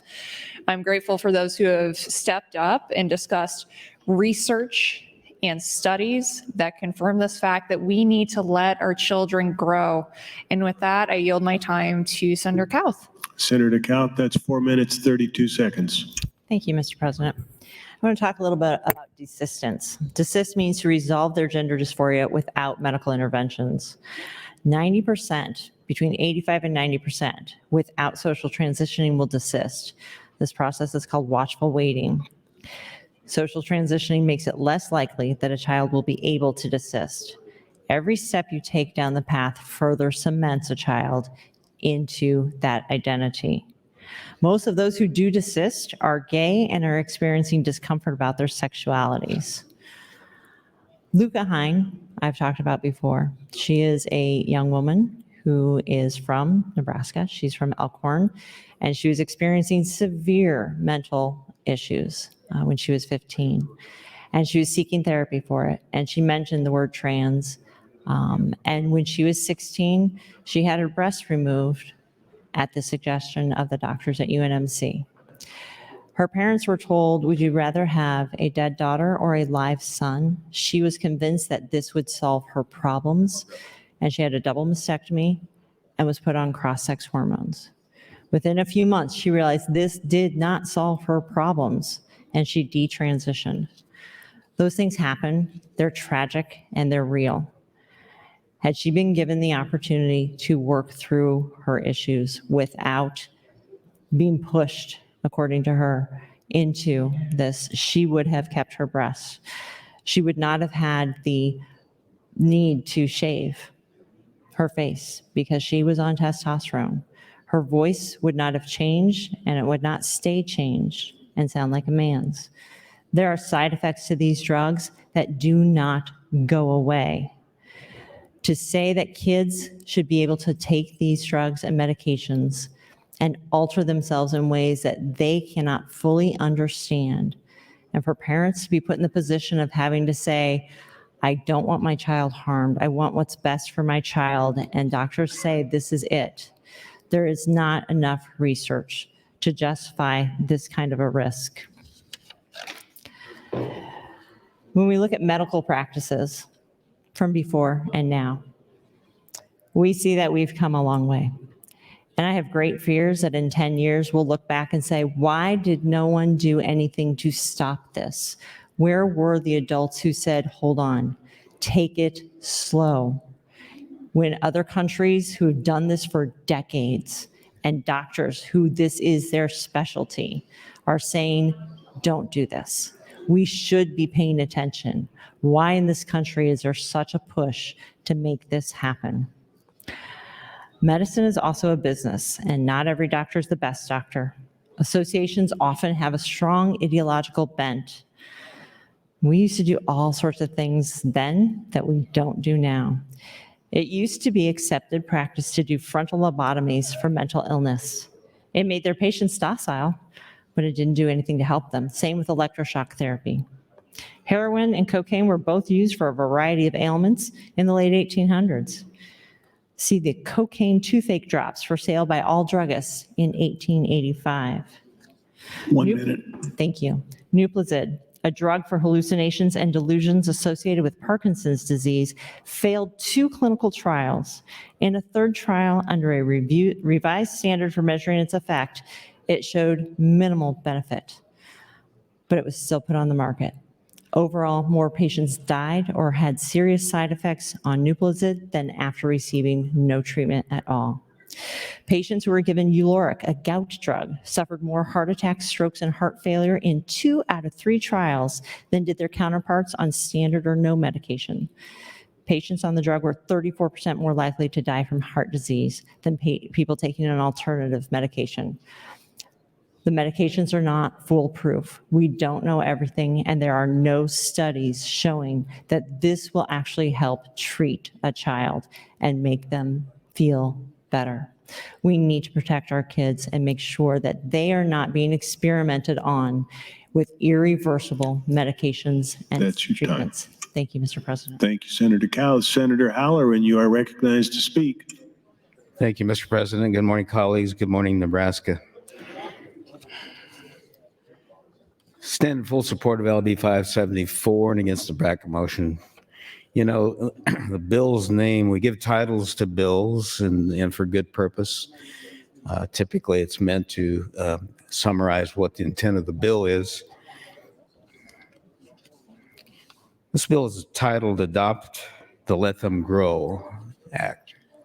Much has been discussed about immature minds and allowing decisions to be made before minds are mature.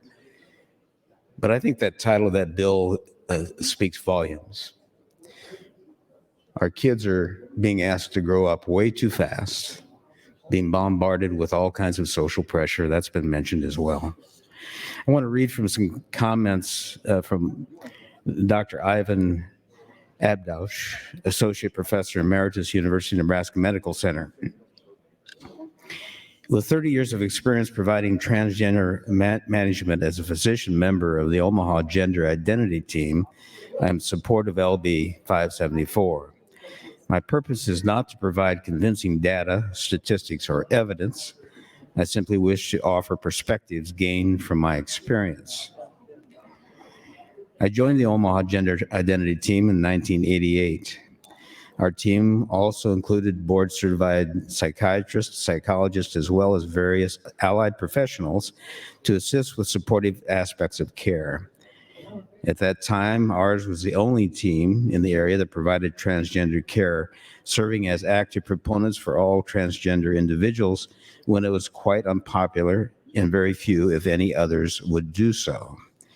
Being fully supportive of our clientele, including looking out for their welfare by firmly adhering to management that was proven to be both safe and effective, which frequently called for us to resist yielding to their requests to go beyond those limits.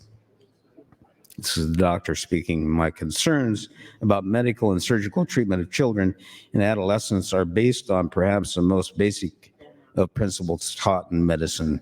First, do no harm. It is a commitment to non-malfeasance, which tells us that given an existing problem, it may be better not to do something or even do nothing than to risk causing more harm than good. Much has been learned about transgender health, but much is still unknown and unproven. Even the World Professional Association for Transgender Youth, the leading organization in the transgender field, acknowledges this. The first step toward medical management is an accurate diagnosis. Not everyone who believes that they are transgender is, in fact, transgender. So initiating gender identity-related treatment in someone who is not clearly transgender is literally mistreating that person. If a person who is being incorrectly treated trusts that their healthcare provider is doing the right thing, then that person also assumes that they're also doing the right thing, even if it may not actually be the right thing. Our team was frequently sought by individuals who believe themselves to be transgender, but thorough assessment disclosed otherwise. I do not have accurate records now, but I would estimate 8 or 9 out of every 10 who came to us had issues that led them to incorrectly believe they were transgender, and they instead needed help with other issues. I think the question was asked of Senator Raybould in regarding 1 minute. Thank you, Mr. President. In regard to the long-term effects of hormone treatments and whether or not it would affect the ability of that person to reproduce once reaching a point in time that they desire to do so. One of the effects of long-term, and this is the doctor speaking, long-term ill effects of hormone treatment is compromised ability to have a genetic child in those who suppress their early puberty. So let them grow, give them some time to achieve a more mature brain to make a decision as an adult. But let's not experiment with our kids. That's not something this country would be proud of in the future. Time, I think Senator. we'll regret it. Thank you. Senator Vargas, you are recognized. Thank you very much, Speaker. Colleagues, I want to weigh in, and I have in the past, LB 574. I stand opposed to the bill. I support the bracket motion. I think I made it clear on the first round of debate. There are many reasons why I don't support this bill in terms of both policy and in terms of long-term implications. In terms of policy, I've seen the list of opposition testifiers that represent a large number of different medical associations, which represent the voices of policymakers that are healthcare professionals.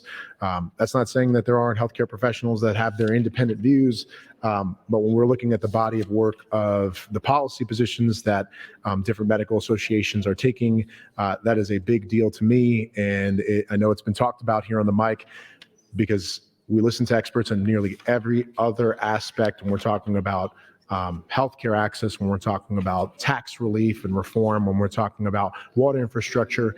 And I think our consistency with listening to the experts and working with them to make sure that something is really in line with a profession, that's what this is about for me.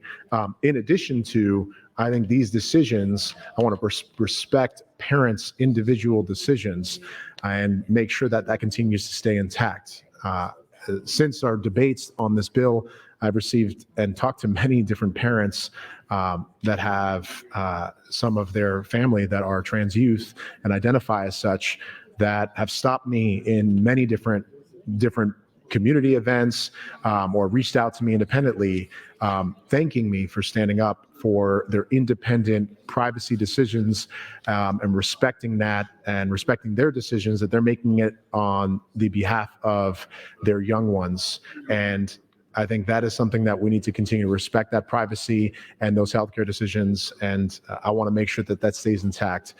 It's in line with appropriate healthcare in terms of protecting those healthcare decisions and that privacy. It's also in line with what we're seeing from the healthcare profession in terms of, they think, not removing gender affirming care. And I want to continue to support that, which is why I remain opposed to LB 574. I appreciate the debate, I appreciate the perspectives, but I continue to remain opposed to this bill. With that, I will yield the remainder of my time to Senator Conrad.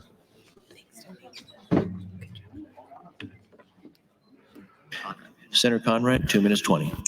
Thank you, Mr. President, and thank you to my friend Senator Vargas for the time. Just a couple of quick points, friends, just to clarify and recenter the debate. In regard to my friend Senator Von Gilleram's comments, I think that he's trying to perhaps confuse some of the opponent's arguments. And this isn't a license to do as you wish for all youth or trans youth, because that misunderstands the current standard of care and practice of care. In order for trans youth to receive essential health care, they already have to have informed consent, parental consent, and a team of medical doctors working in regards to that come together to find consensus there. So it's really important to be clear about how the existing standard of care works, which is not a free-for-all for youth in this state to seek health care as they wish. And we need to be clear about that. And that, I think, is also critical, because not only does it misunderstand the existing standard of care, but it really means to gloss over the key component in this measure, in addition to the discriminatory and human rights aspects, is government overreach into fundamental parental rights. If this care is not right for you and your family, to those who are pushing this measure, you do not have to seek it. But you should not be afforded a veto power over everybody else's family. That is not the appropriate role of government in private issues impacting families and healthcare, period. And let's be clear about those pushing this measure. They were the same folks who are anti-science, anti-medicine, making wild comparisons about COVID and the pandemic and the hurt and the harm that so many Nebraska families suffered, and pushing back against common sense public health matters. So again, you haven't heard a lot of redundant statements about the consistent level of medical and science review that causes every major medical association to oppose measures like this, because we've already talked about it. And finally, colleagues, I'll leave you with Time, this. Senator. Oh, thank you. Thanks, Mr. President. Senator Lippincott, you're recognized. Going to time. Thank you, sir. I yield my time to Captain Holdcroft.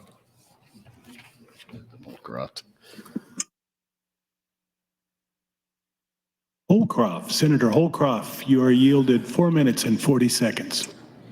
Thank you, Lieutenant Governor.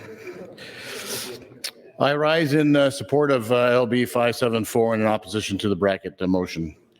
I have a kind of lengthy email. I really appreciate Senator Lippincott giving me his time, and I'll probably end up overflowing it into my time coming up here shortly. But it's an email from a teacher who kind of gives the overall what has happened in her classroom since COVID primarily, and it really it rung true to me. So I'd like to read it to you today. I know you may be weary from debate these last couple weeks and are deserving of much rest. I wish and pray for each of you most sincerely and deeply. I wanted to share a few thoughts on the topic you discussed and voted on last week, LB 574, and similar legislation to come. I don't know if it will change anything, but rest assured, what I have to say doesn't include any attacks or name calling or any intimidation tactics. I simply want to give my opinion and experience. First, I would like to thank you for standing up for the kids of Nebraska last week and for your support to protect them. There are forces that have always plagued humans and have always sought to allure us, such as power, profit, and popularity.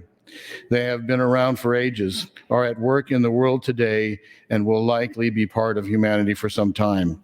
These forces are not always clear to see. They hide behind the things we love. They attach themselves to good intentions. They convince us that what is wrong is right. It takes great wisdom and great humility to sort out which is which. Therefore, we must always check and balance our emotions by our reason, our logic, and our rationale, if we actually care about the truth and the greater good. It's an important reminder that none of us are perfect or all-knowing.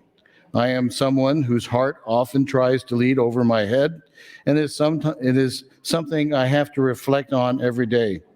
In the light of compelling evidence, we must be open enough to consider that we may have some things wrong. We must also be brave enough to stand up when we realize what is objectively true and right, even if it's uncomfortable or unpopular. No, not stand up to attack others personally or name call, but stand up for the ways and values that are good and just in order to create a healthier, more peaceful world in which we can all live. There will always be those who take offense to the truth. Hearing the truth can be difficult. It can be humbling. It may mean change, and we all know change can be frightening. Some will even choose to reject truth altogether. Of course, it's not always easy to untangle good from bad and true from false. I say this because I am someone who changed my mind on the issues discussed in LB 574. I had to untangle my beliefs throughout the last year and a half about this. I used to go along with kids socially transitioning, and now I am adamantly against it. To give you a little background, I was born and raised in Nebraska and live here still. I have been teaching high school for over 10 years now and have been raising children for 15 years. I am a kind-hearted, empathetic, and inclusive teacher and mother who seeks the well-being of others and strives to understand everyone's point of view. I have always been deeply interested in understanding and appreciating human behavior and culture. I have a good deal of education with a bachelor's degree in anthropology, the study of human societies and cultures and their biological and physiological characteristics throughout evolution. I have a bachelor's and a master's degree in German. I have lived and worked in Berlin and frequently taken students on exchanges, so they too can better understand the world we all share. I also have a master's degree in education. I teach students how to speak the language and about the country and culture. I have researched and taught about German history and have taken students to concentration camps to witness what terrifying extremes can and have done.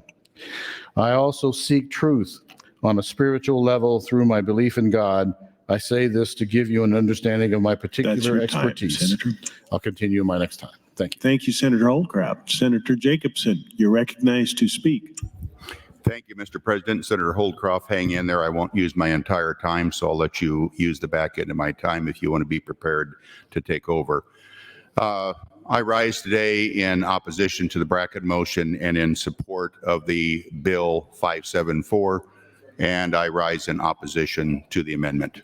The amendment was offered in good faith early on, and obviously it was an opportunity to compromise, and that was rejected. We've wasted a lot of time in this session dealing with this bill alone. So there's a lot of people here today talking about how we were elected to come down and get things done for our constituents. I could not agree more. But who's been wasting the time? Who's been overwhelming us with filibusters filled with debate on this bill, not the bills that were being debated? Frankly, we're sick of it. This isn't a spirit of compromise. This wasn't brought, people weren't here ready to compromise. And I will also tell you that the introducer of the bill and those of us who support the bill care about kids, all kids, preborn, trans, people of color, it doesn't matter. We care about them all, and we want to protect them from harm. People can spin this however they want to spin it, but the truth is we're here to protect children from harm. That's what we're about. Senator Holdcroft, I'm prepared to yield the balance of my time to you. Thanks, Senator Jacobson. Senator Holdcroft, 3 minutes, 5 seconds. Thank you, Lieutenant Governor, and thank you, Senator Jacobson. Appreciate that. Again, I'm reading from an email that came from a constituent who is a high school teacher of 10 years and relating her experience over the last couple. And I continue. She says, I also seek truth on a spiritual level through my belief in God. I say this to give you an understanding of my particular expertise and perspective. It is not humanity. It is not of one of medicine, but I hope you see it in one of a deep understanding of humanity, of open-mindedness, and of appreciation of culture and diversity. With this comes a recognition also that any profession or practice can become corrupt or at least entangled with the complex agendas behind the scenes, including science, medicine, religious or academic institutions, politics, etc., because they are made up of imperfect humans like you and I. Therefore, I think it is important to widen our lens of understanding by looking at as many perspectives as possible. We cannot reject what we find out just because it may be inconvenient to what we want to be true. Though I could write about this from many different academic angles in this letter, today I want to bring to you the perspective of a caring teacher who has been seeing this unfold in front of my eyes. So what happened to me? What happened to make me change my mind? I'm sure the effects of the pandemic will be studied for years to come. But for me, I think the fear, the confusion, the politics, and the isolation of many kids was the worst of all. It exposed a lot of weakness in our society, especially mental health and stressful home lives that had been building up for some time. All of this was exacerbated by the social media, a growing addiction to a life online, and the rise of identity politics and tribulation. 1 minute. Propaganda also found a new place to thrive, something I pay close attention to, having studied so much German history. The negative aspects of online media are entwined with many of the wonderful new aspects of information exchange, something the world is also discussing at the moment. You see, I don't have technology. I try to use it as a tool. But throughout history, human history, we've seen how tools can also be turned into weapons. I personally quit all social media, even though I'm a millennial, because I didn't like it starting to play on my emotions and erode my ability to pause and think critically. I'm constantly monitoring what my own children are being exposed to as well, and working hard to keep their hearts and minds safe and innocent, which has become extremely difficult for parents. That's your time, but you're next in the queue, Senator Holdcroft. Thank you, Lieutenant Governor. The push to sexualize children online is huge, and I still remember last year in school when online trend encouraged kids to destroy and steal school property. Us teachers got extra duties sitting outside bathrooms during our plan time, making sure students didn't steal sinks and soap dispensers. Once again, educators are trying to keep up with bigger social issues than what we have the resources for. And suddenly students started coming to me with the wish to be called a different pronoun and name. I found these requests really out of the norm. All of these students had other physical and mental health conditions or even a history of abuse. I'm well aware there is a legitimate and very rare genetic disorder that causes intersex and know about gender dysphoria, also very rare. But these new pronoun requests fit more the trendy social pressure box, the search for identity, the need to be special and gain attention in front of peers, or the need to feel control over deeper issues. It seemed to me that students wanted to escape themselves rather than embrace themselves, and it reminded me a lot of my past students who struggled with anorexia. But at first, I went along with it, probably because of my very positive and inclusive nature, and quite honestly, because I have some close friends who are gay. I didn't think too hard about it. I wanted everyone to be themselves and to be comfortable in my classroom as they grew up and matured into adults. One student survey I did, I'm now ashamed to admit, I even asked all students what their preferred pronouns were. Although this made me a cool teacher in some students' eyes, it clearly made other students uncomfortable. This was all so new, even more so for the Midwest, that I don't think administrators had an answer or policy for it, except to defer to parental rights. Increasingly, I started to see and hear some more disturbing things. I started to notice kids getting bullied and shamed if they didn't adhere to the rules of this new gender ideology. They were called names the kids themselves couldn't even define. I started to notice classrooms with big pride flags right next to the American flag, and said to myself, I thought we weren't allowed to promote or display political or religious beliefs in the classroom. I started hearing comments from a few teachers implying that we should keep secrets from parents and that we should do what's best for the kid anyway. As a parent myself, my internal alarm bells definitely started going off. Now parental rights were coming into question. I was appalled and horrified, and the researcher in me also had to find out what was going on. So I spent the summer reading and learning about this trend and its increasing popularity over the last decade. I purposely sought out voices from inside the community.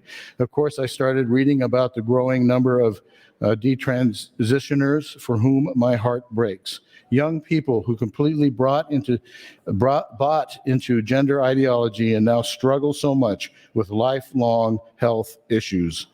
I read many of the students you mentioned in the debates, and I tried to account for any bias. I had no idea that kids aren't given a chance to grow and fully develop before being given these drugs and offered surgeries.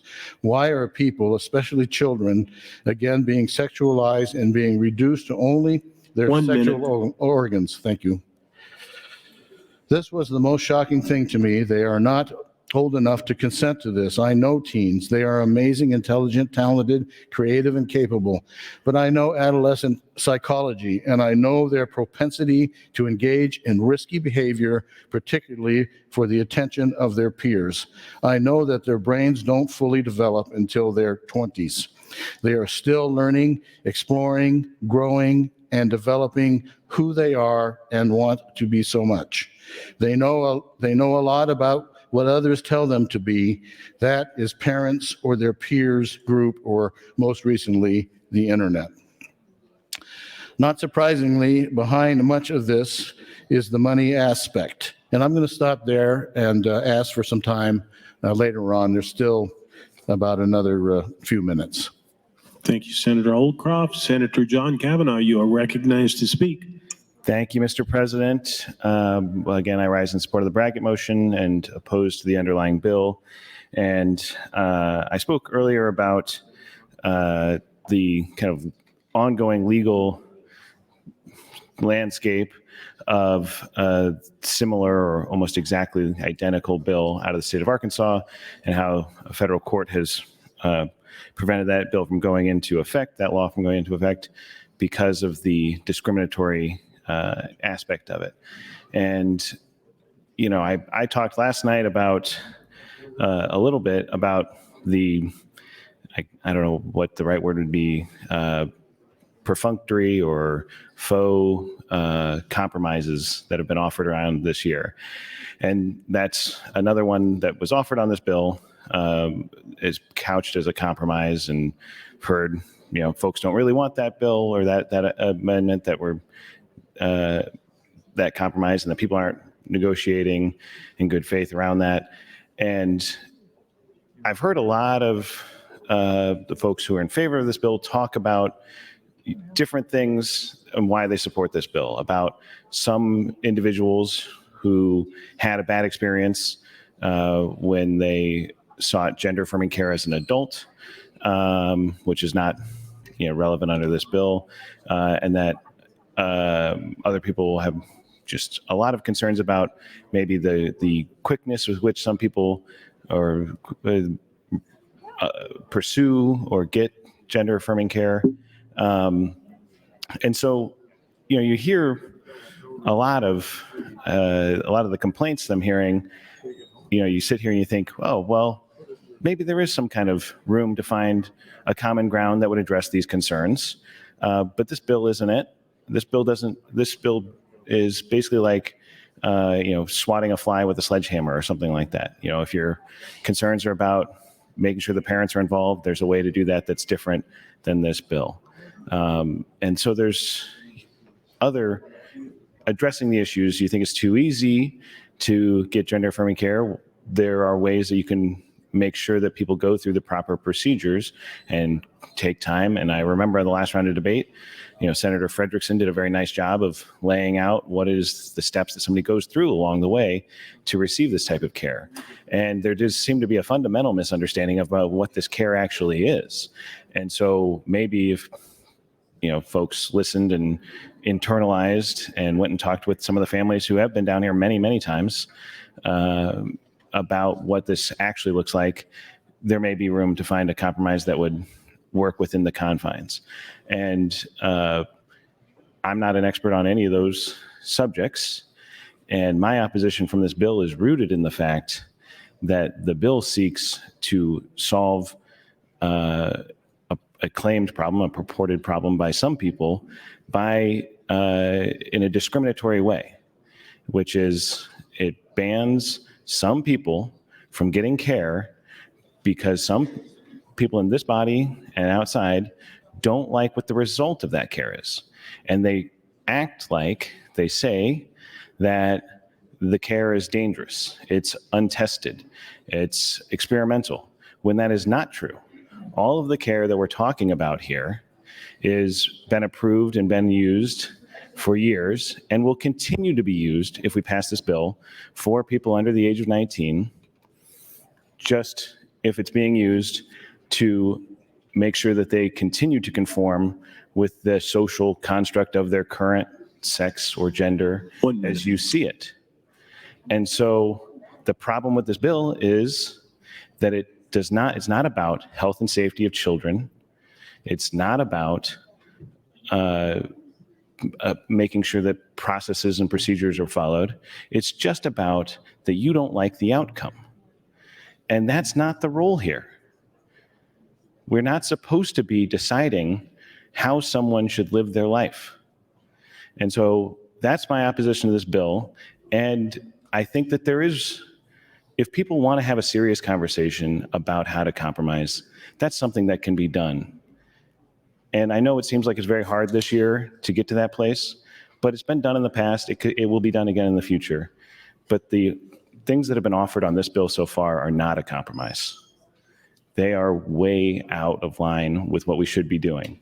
And so that's why I continue to oppose this bill, and I would oppose the underlying or the amendment if it does come to that as well. Thank you, Mr. President. Thank you, Senator Kavanaugh. Senator DeBoer, you're recognized to speak.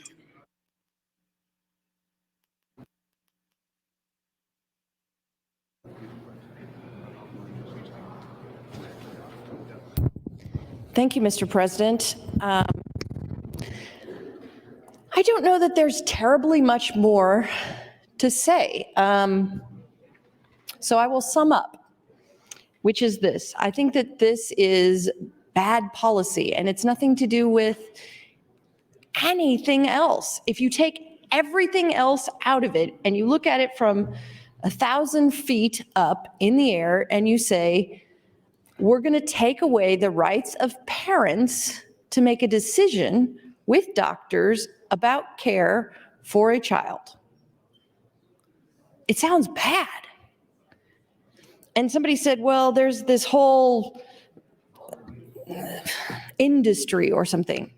The cancer industry makes way more money. But I would not suggest taking away a parent's right to consent to cancer treatment for a child. So I don't know what else to say. We're taking away the rights of parents to consent to treatment under advisement of multiple doctors. And I get it that folks don't like the underlying issues.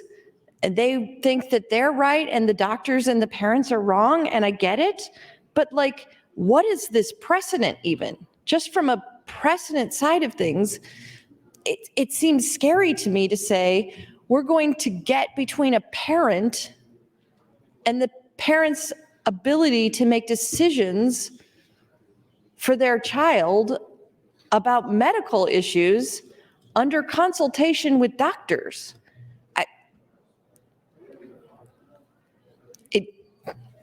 It just isn't good policy to do that.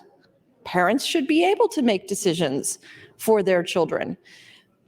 We, as the government, should not be making parental decisions about the medical needs of their children. I don't know what else to say. It's not the right thing for this body or any governmental body to do, in my opinion. That we ought to have government and we have parents, and they have different roles in our lives. The parents' role is to raise their children, to teach them their values, to talk to them about being good citizens of the world or whatever, and to help them on their way so that they can become productive members of our society. And the government's role is to not do that, for one thing. To provide for externalities, those things which in economics wouldn't get taken care of if we were all sort of like, okay, we've all know that we want parks, but I want my neighbor to take care of them and not me. My niece, when she was 4, she came here to visit me at the Capitol. She was 5. And I've told this story before on the microphone, and she said, "Why is it so dark?" 1 minute. And I jokingly said, "It's so dark in here because we can't pay to keep all the lights on." And she said, after a minute of thinking, "What if everybody came down here and gave you their money a little bit? Then could you keep the lights on?" And I said, she reinvented taxes. Those are the kinds of things that I want our state government involved in. Not in getting between a parent and their right to consent to medical treatment for their child. They have a right to take care of the medical needs of their children, to raise their children as they believe is proper. And just because we think we know more than them, I think that's a terrible precedent. What if we suddenly know more about other things?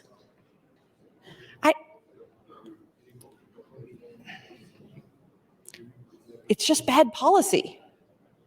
I don't That's care your what time, you think. Senator. Thank you, Mr. President. Thank you, Senator DeBoer. Senator McKinney, you are recognized to speak.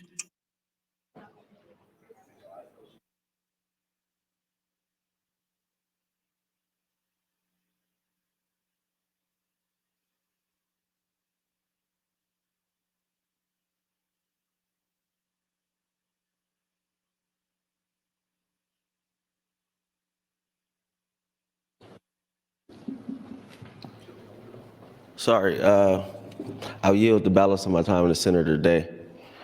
Senator Day, you have 4 minutes and 30 seconds. Thank you, Mr. President, and thank you, Senator McKinney. I am going to continue reading stories from families today to try to change the narrative a little bit of this conversation. It's unfortunate that we continue to hear people getting on the mic and denigrating youth and making it sound like they don't have the ability to know who they are. And I will remind everyone, kids are not going to a kiosk at Oakview Mall and getting gender-affirming care. This is in combination with their parents who have to consent and with a doctor. It can take years to get this kind of care. So another story from William and Jill Manhart, who are a lovely couple. I had the opportunity to meet them. They've been out in the rotunda a few times, and they came and testified in opposition to LB 574 in committee. Being a parent has been one of the most rewarding experiences of our lives. Watching our children grow and change over the years, listening to their thoughts and ideas, and getting to see the world through their eyes has been such a gift to us. We, like so many other families, have watched as our children's confidence and self-esteem have grown through soccer, swim, tennis, drama performances, art shows, and so much more. But now our child's very existence is under attack, not only by the Nebraska Legislature, but by politicians across the United States. Suddenly, because our child is transgender, we are spending most of our time writing, calling, testifying, and attempting to meet with senators to try to educate and fight for our child's basic rights to merely exist within the state. The lack of knowledge that we have witnessed about transgender children and their families has been staggering. How are you legislating what rights my child should have without having the basic knowledge and understanding? We are tirelessly trying to help lawmakers understand while also working full-time and, most importantly, supporting and caring for our own children and all of the others to whom this state is actively saying, you do not belong. We have walked this journey next to our transgender son, a journey that began very young, watching and wondering how to best support him. We saw the many signs over the years, and to be honest, we struggled, not because we did not want to accept him, but because we feared the greater world's reaction of hate and intolerance around individuals. Today, our son is confident, healthy, talented, and creative. He plays basketball and soccer, as well as the double bass and the cello. He climbs ninja courses and skateboards. He cares about animals and the earth. He is a leader in his class and a friend to many at his school. We can't imagine if we tried to force him to be something he did not want to be to appease the discomfort of others. We reflect on our lives, about where we started and where we are now, supporting the LGBTQ community against LB 574, 575, and 371.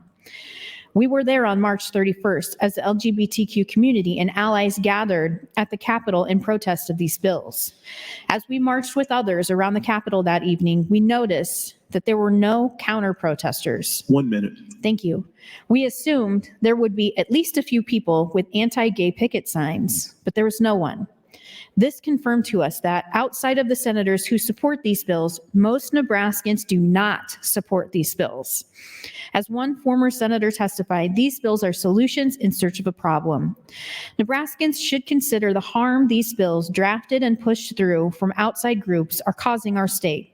The introduction of these bills have created an atmosphere of toxicity and divisiveness in our legislature to the point that it has stalled the business that really needs to be conducted. And I think I'm about out of time, so I will yield the rest of my time and finish later. Thank you, Mr. President. Thank you, Senator Day. Senator Ballard, you're recognized to speak. Thank you, Mr. President. I rise in support of LB 574 and like to yield the remainder of my time to Senator Holdcroft. Senator Holdcroft, that's 4 minutes, 52 seconds. Thank you, Lieutenant Governor. And again, I just want to finish up this letter that we received from a constituent. Again, a teacher, a high school teacher of 10 years who has her own 15-year-old, and she's expressing some of the things that she has witnessed over the last few years. And she kind of has an interesting conclusion to her letter. She says, not surprisingly, behind much of this is the money aspect. It's also very concerning that there is a growing market that seeks to profit off these vulnerable kids and their families. Reports vary, but I discovered it costs roughly $50,000 for all the drugs which are needed for a lifetime and surgeries. That's a college education. The industry is valued at about, in US dollars, $2 billion US dollars and growing. The fact that it is a growth market with promotion involved is something to be seriously considered. As I watch the few kids that I know who have been medically transitioning, my heart breaks. I care about them so much, and I just want them to be happy and healthy. I haven't seen any mental health or physical health benefits so far. Their peers continue to grow taller than them, and they often miss school and learning opportunities. I worry that they have been victims of a profit-driven industry and exploited by identity politics and their real underlying issues going unaddressed. And I wonder how many more will follow, and I feel like I can do nothing to help or stop it. I just want to tell them they are perfect and beautiful and loved just the way they are, and they don't need drugs or surgery to fix it. They just need to give themselves time and focus on healing the inside before doing anything drastic on the outside. I grieve the idea that I may have had any part in encouraging or affirming this harmful trend. Now, I am really committed to having as neutral of a classroom as possible. I could go on and on about all I've learned about disc transitioners, the side effects, the various studies, and write a more academic piece. But you already have many of those stories and studies. I know we can't solve all the mental and physical health issues or fix all of society's complex problems instantly, but kids should at least have a chance to grow up before making adult life-changing decisions, just like so many of our other laws. I hope it has helped to learn my personal experience on what I'm seeing in the culture and classroom, the mental health struggles, and how easy it is to have good intentions misused. I also wanted to show how someone who changed their mind on this topic, and that is indeed possible. So with that, I would like to ask if Senator Kauth would yield to a question. Senator Kauth, will you yield? Yes, thank you. Senator Kauth, I was wondering if you could share any other insights from other organizations or associations on this topic. Absolutely. And I did want to address, Senator Day, the fact that there were no people protesting gays on March 31st proves the point. This is not about being anti-gay or anti-trans. This is about protecting children. The International Journal of Transgender Health, which is the official journal of the World Professional Association for Transgender Health. These are the standards of care for the health of transgender and gender diverse people. Thank you. Version 8. Page S44, regarding adolescence. Cognitive development in adolescence is often characterized by gains in abstract thinking, complex reasoning, and metacognition, which is a young person's ability to think about their own feelings in relation to how others perceive them. The ability to reason hypothetical situations enables a young person to conceptualize implications regarding a particular decision. However, adolescence is also often associated with increased risk-taking behaviors. Along with these notable changes, adolescence is often characterized by individuation from parents and the development of increased personal autonomy. There's often a heightened focus on peer relationships, which can be both positive and detrimental.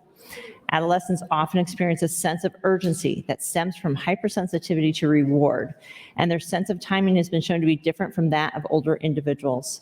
I want to talk about the hypersensitivity to reward.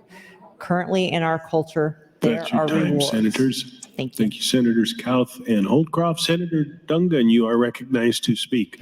Thank you, Mr. President and colleagues. I rise again in opposition to LB 574 and still in favor of the bracket motion. So we're obviously going to continue talking about a number of these subjects, and I do want to get a little bit more into the law that my roommate, Senator Kavanaugh, was talking about there. But one of the things I wanted to also touch on is we've heard both today and on General File this discussion of this sort of concern that folks have regarding this purported uptick in the amount of people who are trans or identifying as trans, as people will say. There's been use of the phrase social contagion. There's been use of, I think, this general fear-mongering tactic, whether intentional or not, where people have claimed that all of a sudden there's just this massive amount of people who are identifying as trans in some effort to, I don't know, be counterculture or to stand up to their parents or something. And I just really, really want to push back on that to any of my colleagues who are listening. We know for a fact that trans folk have always existed. We know for a fact that gay people have always existed. We know for a fact that, let's say, interracial couples have always existed. And what we know is that time and time again, when society becomes more open to recognizing somebody's personhood, somebody's dignity, or when they become more open to acknowledging the existence of a certain relationship, people start coming out of the shadows and talking more about their life. The Gallup poll, which everyone here knows about, back in, I think, 2012, for the first time, started asking folks if you identified as part of the LGBTQ community. And I think, and I'm remembering this from last time I checked, so I apologize if these numbers are not exact, but about 3.5% of people in 2012 identified as LGBT. Look at the most recent numbers we have, and that's gone up to about 7.5% of all people interviewed by Gallup identify as part of the LGBTQ community. I don't for a second believe that that number actually doubled. But society has moved forward in a way that people don't feel terrified when they get a phone call to tell that person on the other end of the phone who they actually are and who they love. And so the idea that this is a sudden problem and that we are just now finding ourselves in a situation where we have to deal with this is simply not true. People have always loved who they were going to love. People have always been who they are inside. People have always dressed how they were going to dress. And we talked on General File at great length about people in all of history who have been trans. And so I want to push back on the notion of social contagion. I think it's offensive to call it that. I think you are trying to minimize people's personhood. I think you are trying to treat this as something that can simply be fixed by legislation, when the people that we're talking about don't have to be fixed. They need to be loved and they need to be cared for. So I want to make sure that I make that point, because this is not some new problem. It just has become the focus of people who perhaps weren't paying attention before. In addition to that, one thing we hear about time and time again in this body is that parents should have the ability to make decisions about their children's lives. And our courts, our Supreme Court, has over time acknowledged over and over again that there is a fundamental right that a parent has to the child rearing that they do in their family. That under the 14th Amendment, you have a substantive due process right to raise your children the way that you see fit. And in fact, this Arkansas case that we've talked about here before that is currently being held up by the courts, and Senator Kavanaugh was talking about this as well, specifically found— 1 minute. Thank you, Mr. President. Specifically found that the Arkansas law, which is almost identical to the law that we're talking about here, improperly and unconstitutionally violated the substantive due process clause in such a way that it violated the right for a parent to make choices for their children. And the reason for that is, in order to survive that kind of scrutiny, you have to prove that there is a compelling governmental interest and that that law is narrowly tailored to that compelling governmental interest. And what the courts have found is that this is not a compelling governmental interest. Not liking the outcome of medical procedures does not rise to the level of a compelling governmental interest, and therefore it was found to be unconstitutional under that and other claims. So colleagues, again, this law is problematic for a number of reasons. I do believe it is unconstitutional. It is currently being held up by the courts. Let's not enact a similar law in our state. Thank you, Mr. President. Thank you, Senator Duncan. Mr. Clerk, for items. Notice, Mr. President, the Appropriations Committee will hold an executive session at noon today in room 1307, Appropriations Exec, noon 1307. Additionally, priority motion, Senator Bostrom would move to recess the body until 1:00 p.m. There's a motion to recess. All those in favor, say aye. All those opposed, nay. We are recessed till 1.